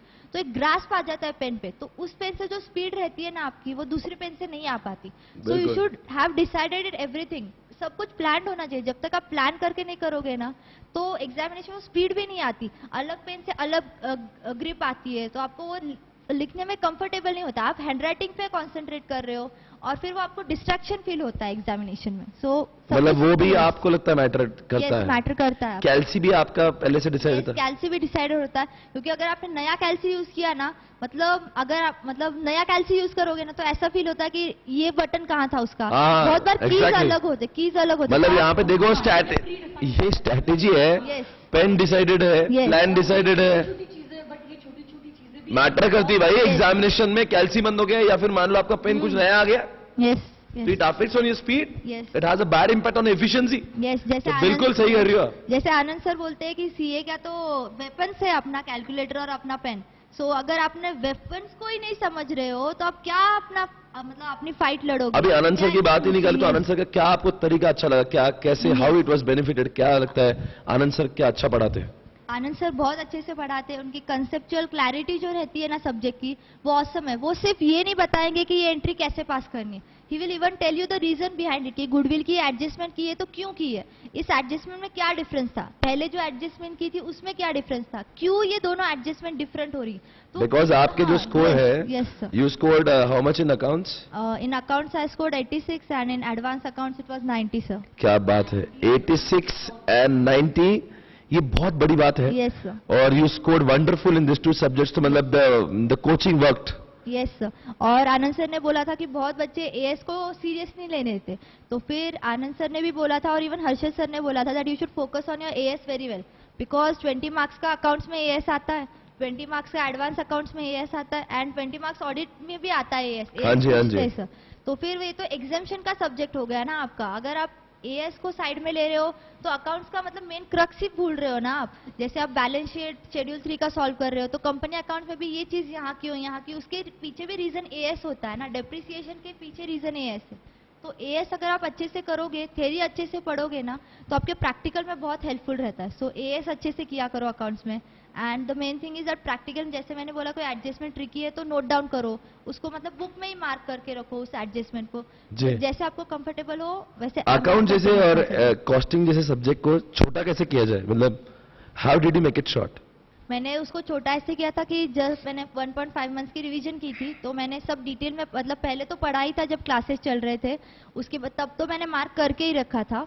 तो फिर जब मैंने लीव स्टार्ट हुई थी तो 1.5 मंथ्स थे ना, उसमें मैंने जो स्टार मार्क करके रखा था ना, मतलब सपोज अगर मैंने एक चैप्टर, कोई पर्टिकुलर चैप्टर है उसमें 20 सम्स है और सपोज मैंने 7-8 सम सॉर्ट आउट करके रखे कि नहीं ये एडजस्टमेंट ट्रिकी है, ये सम नहीं आ रहा है, नहीं हुआ नहीं था, ये सम करेक्ट नहीं हुआ था, तो 7-8 सॉर्ट आउट करके रखे थे। तो फिर मैं क्या करती थी, उसको रिवाइज करती थी, उसको सॉल्व करती थी, फिर से जब फर्स्ट रिवीजन करती फिर से सॉर्ट आउट करूंगी कि नहीं ये सम अभी आ गया, पहले नहीं आया था लेकिन अभी आ रहा है, फिर से सॉर्ट आउट करो, अभी आपके पास 4-5 सम बचे। ऐसे जैसे जैसे आप रिवीजन फॉरवर्ड करते जाओगे ना, एंड में आपके पास बचेंगे हर चैप्टर के 1 या 2 सम, उस 2 सम में आपका पूरा चैप्टर कंप्लीट हो जाएगा। तो ऐसे आपको जैसे जैसे रिवाइज करोगे ना, वैसे वैसे कंटेंट शॉर्ट होता जाता है, क्योंकि अभी आपको ग्रास्प आ गया है सब्जेक्ट पे, एक ही सम कितनी बार पढ़ोगे ना, तो एंड में आपके पास बहुत कम सम बच जाएंगे। पहले 7-8 थे, अभी 4 या 5 है, एंड में आपके पास सिर्फ 2 या 3 सम बचेंगे, जिससे आपको लगेगा कि ये सम कर लिए तो ये लेसन हो गया, ऐसा होता है। तो फिर वैसे करना चाहिए, जैसे मैंने बोला कि एडजस्टमेंट ट्रिकी हो, उसको लिख के रखो नोट्स में, ताकि जब एडजस्टमेंट पढ़ो तो आपको समझ में आए कहाँ गलती हो रही है, क्यों गलती हो रही है, and that all matters a lot sir. देखो एक चीज मैं आपको कहना चाहती हूँ,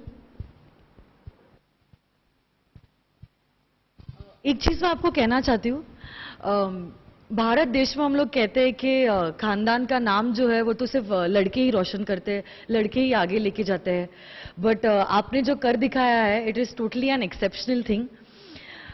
तो आप कोई मैसेज देना चाहोगे हमारी सारी लड़कियां जो है, जो स्टूडेंट्स है, उनको कुछ आप खास कहना चाहोगे? जैसे बोलते हैं कि इफ मतलब लड़का जब सक्सेसफुल होता है वो अपने फैमिली को प्राउड करता है, but when a girl is successful she makes 2 families proud.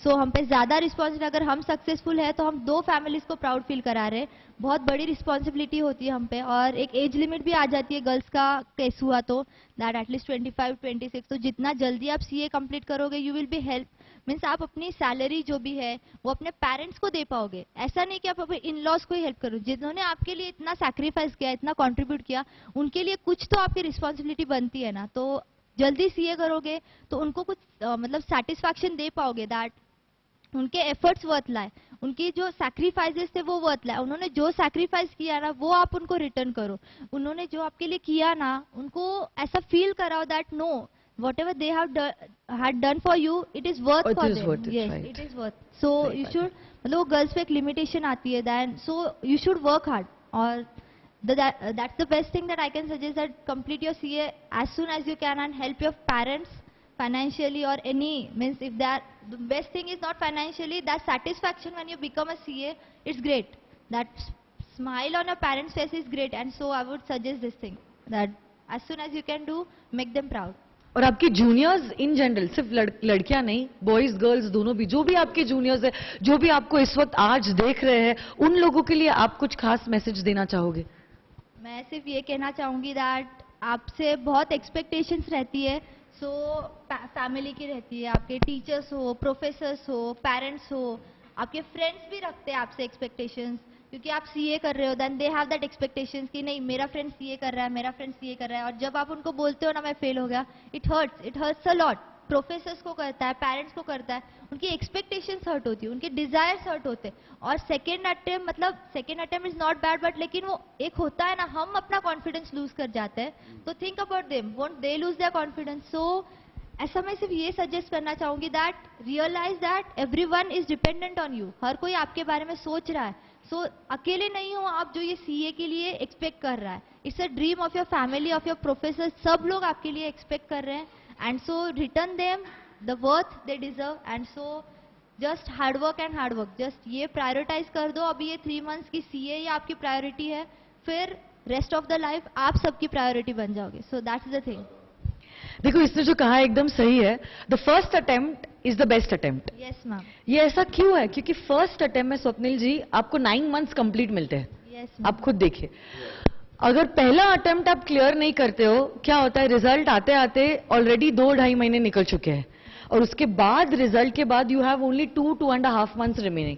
अब उसमें आप अमेंडमेंट्स करोगे, नई चीजें सीखोगे, या आपने कोर्स क्योंकि ठीक से नहीं किया इसलिए तो आप क्लियर नहीं हो पाए, तो आप वापस से कॉन्सेप्चुअली करोगे, रिवाइज करोगे, रिकलेक्ट करोगे, तो 2.5 months is very short time. सिर्फ पहला वो अटेम्प्ट होता है जिसमें बच्चों को 9 to 10 मंथ्स मिलते हैं. Yes, ma'am. तो जो आप पहले अटेम्प्ट में कर सकते हो वो आप दूसरे अटेम्प्ट में नहीं कर सकते हो. तो give your first shot the best shot, yes. है ना? और एक सवाल पूछना चाहूंगा आखिर का, बस कुछ मैं 1-2 सवाल पूछूंगा जो मुझे लगता है कि हमारी ओर से और क्लियर होना चाहिए.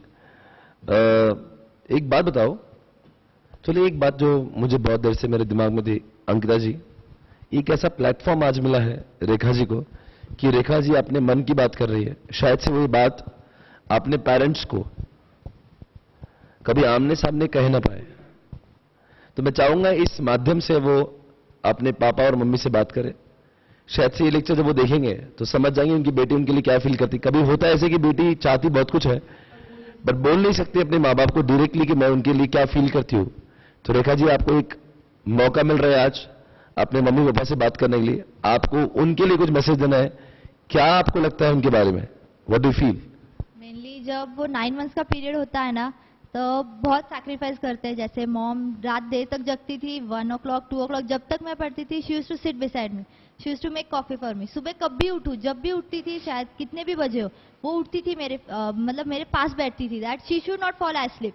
सो वो मुझे मोटिवेट करती थी. और जब भी वो 3 मंथ्स का टाइम होता है या फिर 9 मंथ्स का टाइम होता है, तो कभी कभी होता है कि दैट मॉम बोलेंगी कि नहीं मेरे पैर दुख रहे हैं, मेरी कमर दुख रही है, देन वो ऐसा होता है कि आपको आप बोल भी नहीं पाते ना that I will do something for you, क्योंकि वो उस टाइम आपकी प्रायोरिटी स्टडी हो जाती है. सो वो बहुत सैक्रिफाइस करते हैं. She doesn't tell you that तू करके दे, बट वो एक होता है ना that she expect that no my daughter should do.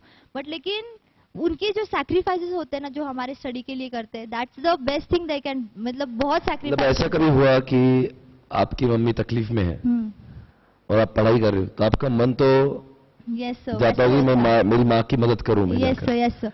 तो फिर क्या करती थी आप उस समय? मेनली सब बोलते हैं ना दैट पढ़ते थे तो नींद नहीं आती थी. क्या नींद आएगी कैसे? मॉम हार्डवर्क कर रही है क्योंकि आप उसको हेल्प नहीं कर रहे हैं, और आप सो रहे हो और वो हार्डवर्क कर रही है, कैसे चलेगा ना. सो उनको देख के वो उनके जो एक्सपेक्टेशन है, उनके आईज में वो डिजायर जो होती है ना आपको लेके, वो आपको सोने नहीं देगी. क्या वो आपको काम करने देती नहीं थी? बिल्कुल नहीं, मॉम नहीं काम में देती. शी यूज्ड टू वर्क, चाहे वो कितनी भी तकलीफ में हो. चाहे वो कितनी भी तकलीफ, वो कह के नहीं दिखाती थी कि नहीं मेरा पैर दुख रहा है, मेरा हाथ दुख रहा है. She never used to say that. मतलब घर में कोई मेड न होने के बावजूद नो नो फिर भी आपको कभी काम करने के लिए फोर्स नहीं किया? नहीं, कभी फोर्स नहीं किया. सो मेरी फ्रेंड्स बोलते थे कि अभी जो आईपीसीसी खत्म हो गई है, अभी जो 2.5 मंथ्स की लीव है, क्या करोगी? मैंने बोला मैं मेरी मम्मी को उसकी डॉटर रिटर्न. एक बार पहले बताओ यार, क्या बात है. बहुत बहुत सही. एक बेटी के दिल की आवाज है. मैं समझ जाऊंगा सारे दर्शक की आवाज पहुंच रही होंगी.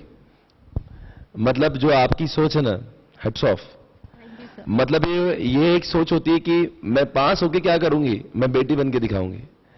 तो ये बात मतलब आपने दिल जीता है आज. Yes.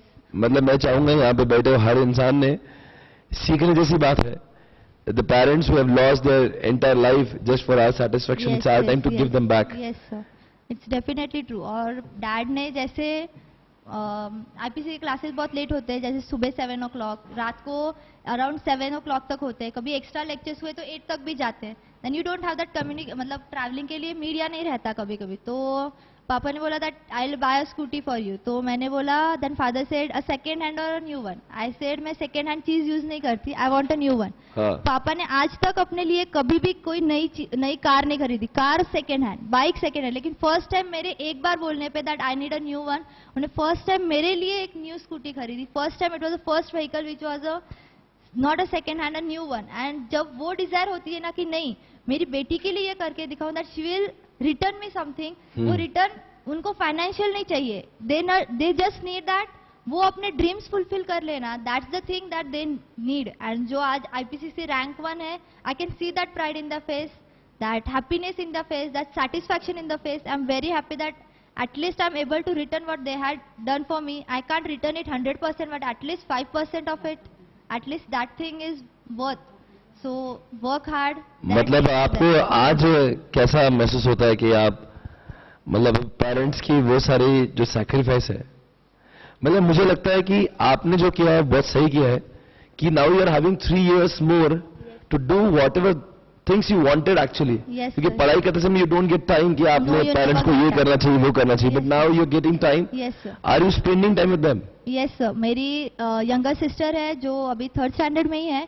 Then when I used to go early in the morning 7 o'clock, वो 7 o'clock तक उठती नहीं थी. When I used to come back at 8 or something, then मैं freshen up होके मेरी पढ़ाई करने बैठ जाती थी. तो interaction ही नहीं होता था.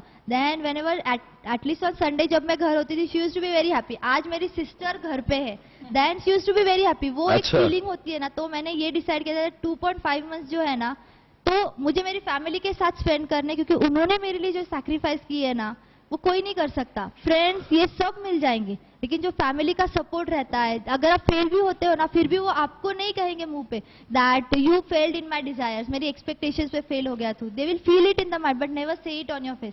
सो feel that desires, feel the emotions which they have. Guys, I met her dad also recently, so I found he is a very good person, very down to earth. मतलब कि I was felicitating her. तो मैं जब उनको felicitate कर रहा था तो आई वाज सीइंग दैट खुशी के आंसू, the happiness in his eyes. तो तब ऐसा फील हुआ ये दिन हर बच्चे ने अपने माँ बाप को देना चाहिए. Amazing feeling it was. I think आप सभी लोग, हर story itself is a very motivational story. I think you all will get lot of from this lecture. और रेखा जी, ये स्वप्निल पार्टनर्स क्लासेस की ओर से, मेरी ओर से, अंकिता की ओर से, मेरे परिवार की ओर से आपके लिए छोटा सा गिफ्ट. हम लोग ये गिफ्ट कर रहे हैं लैपटॉप आपको, ताकि आप अपने जिंदगी में इसका इस्तेमाल और अच्छे कामों के लिए कर सके, है ना. ये हमारी तरफ से एक छोटा सा तोहफा आपके लिए. आप इसके लिए बहुत ज्यादा डिजर्व करती हो आप ये सब सारी चीजें. We are really proud of you. We are proud to have a student like you. You made us feel proud. SPC class का नाम आपने रोशन किया पूरे भारत भर में. हमने सभी ने आपको थैंक्स कहना चाहिए. आपने हमें बहुत कुछ खुशियों और बहुत सारे सेलिब्रेशन का मौका दिया है. Thank you. Thank you so much sir. At least आपका गाइडेंस था, so I was able to score this. So first I should thank all my professor for their guidance, for their support. Unless they would have supported, I would be nothing. I won't be AIR1. It would be tough for passing also. So the best thing is that if you have good professors who support you, who are there for you, beside you every hour, so it's the best thing that can help you score better in the examination. So thank you so Rekha much. जी, Swapnil sir जो है वो एक motivational lecture भी लेते हैं. क्या आप मुझे उस लेक्चर के बारे में कुछ बताना चाहोगी कि आपकी लाइफ कैसे चेंज हो गई ये मोटिवेशनल लेक्चर के बाद?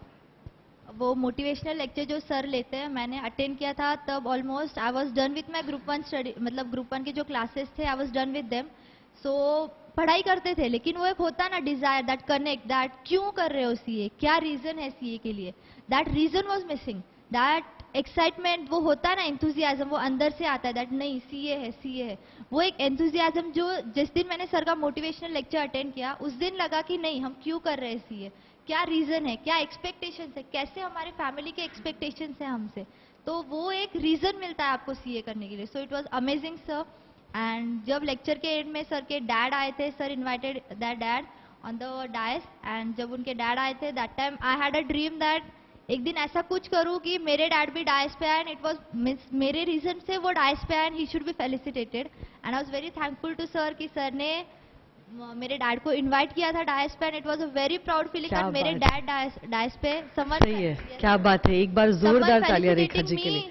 Is okay, but someone felicitating me for the reason that why I am here, the reason is being felicitated. I feel very happy when my parents are felicitated for the efforts they put in me. So I am very happy for it. क्या बात है.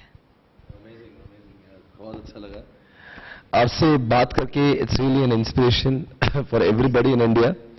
मुझे लगता है ये सारे question में इस पूरे कॉन्वर्सेशन में we could cover a lot of things.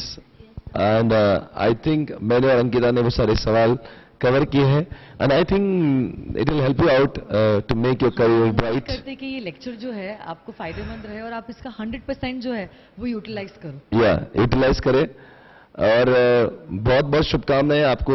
All the best for the examination. And और कुछ बातें कहना चाहूंगा कि जो आपके लिए काम में हो सकती है. जैसे अंकिता का एक रिवीजन लेक्चर होता है which is there on YouTube, जो रेखा ने भी यूज किया था बिफोर एग्जामिनेशन. और जो मैं खुद भी लेता हूं एग्जामिनेशन के पहले दिन एक लेक्चर रखता हूं ताकि रिवीजन फास्ट हो सके. तो ये सारे लेक्चर्स का भी आप फायदा लीजिए. हर्षद का भी लेक्चर होता है रिवीजन लेक्चर.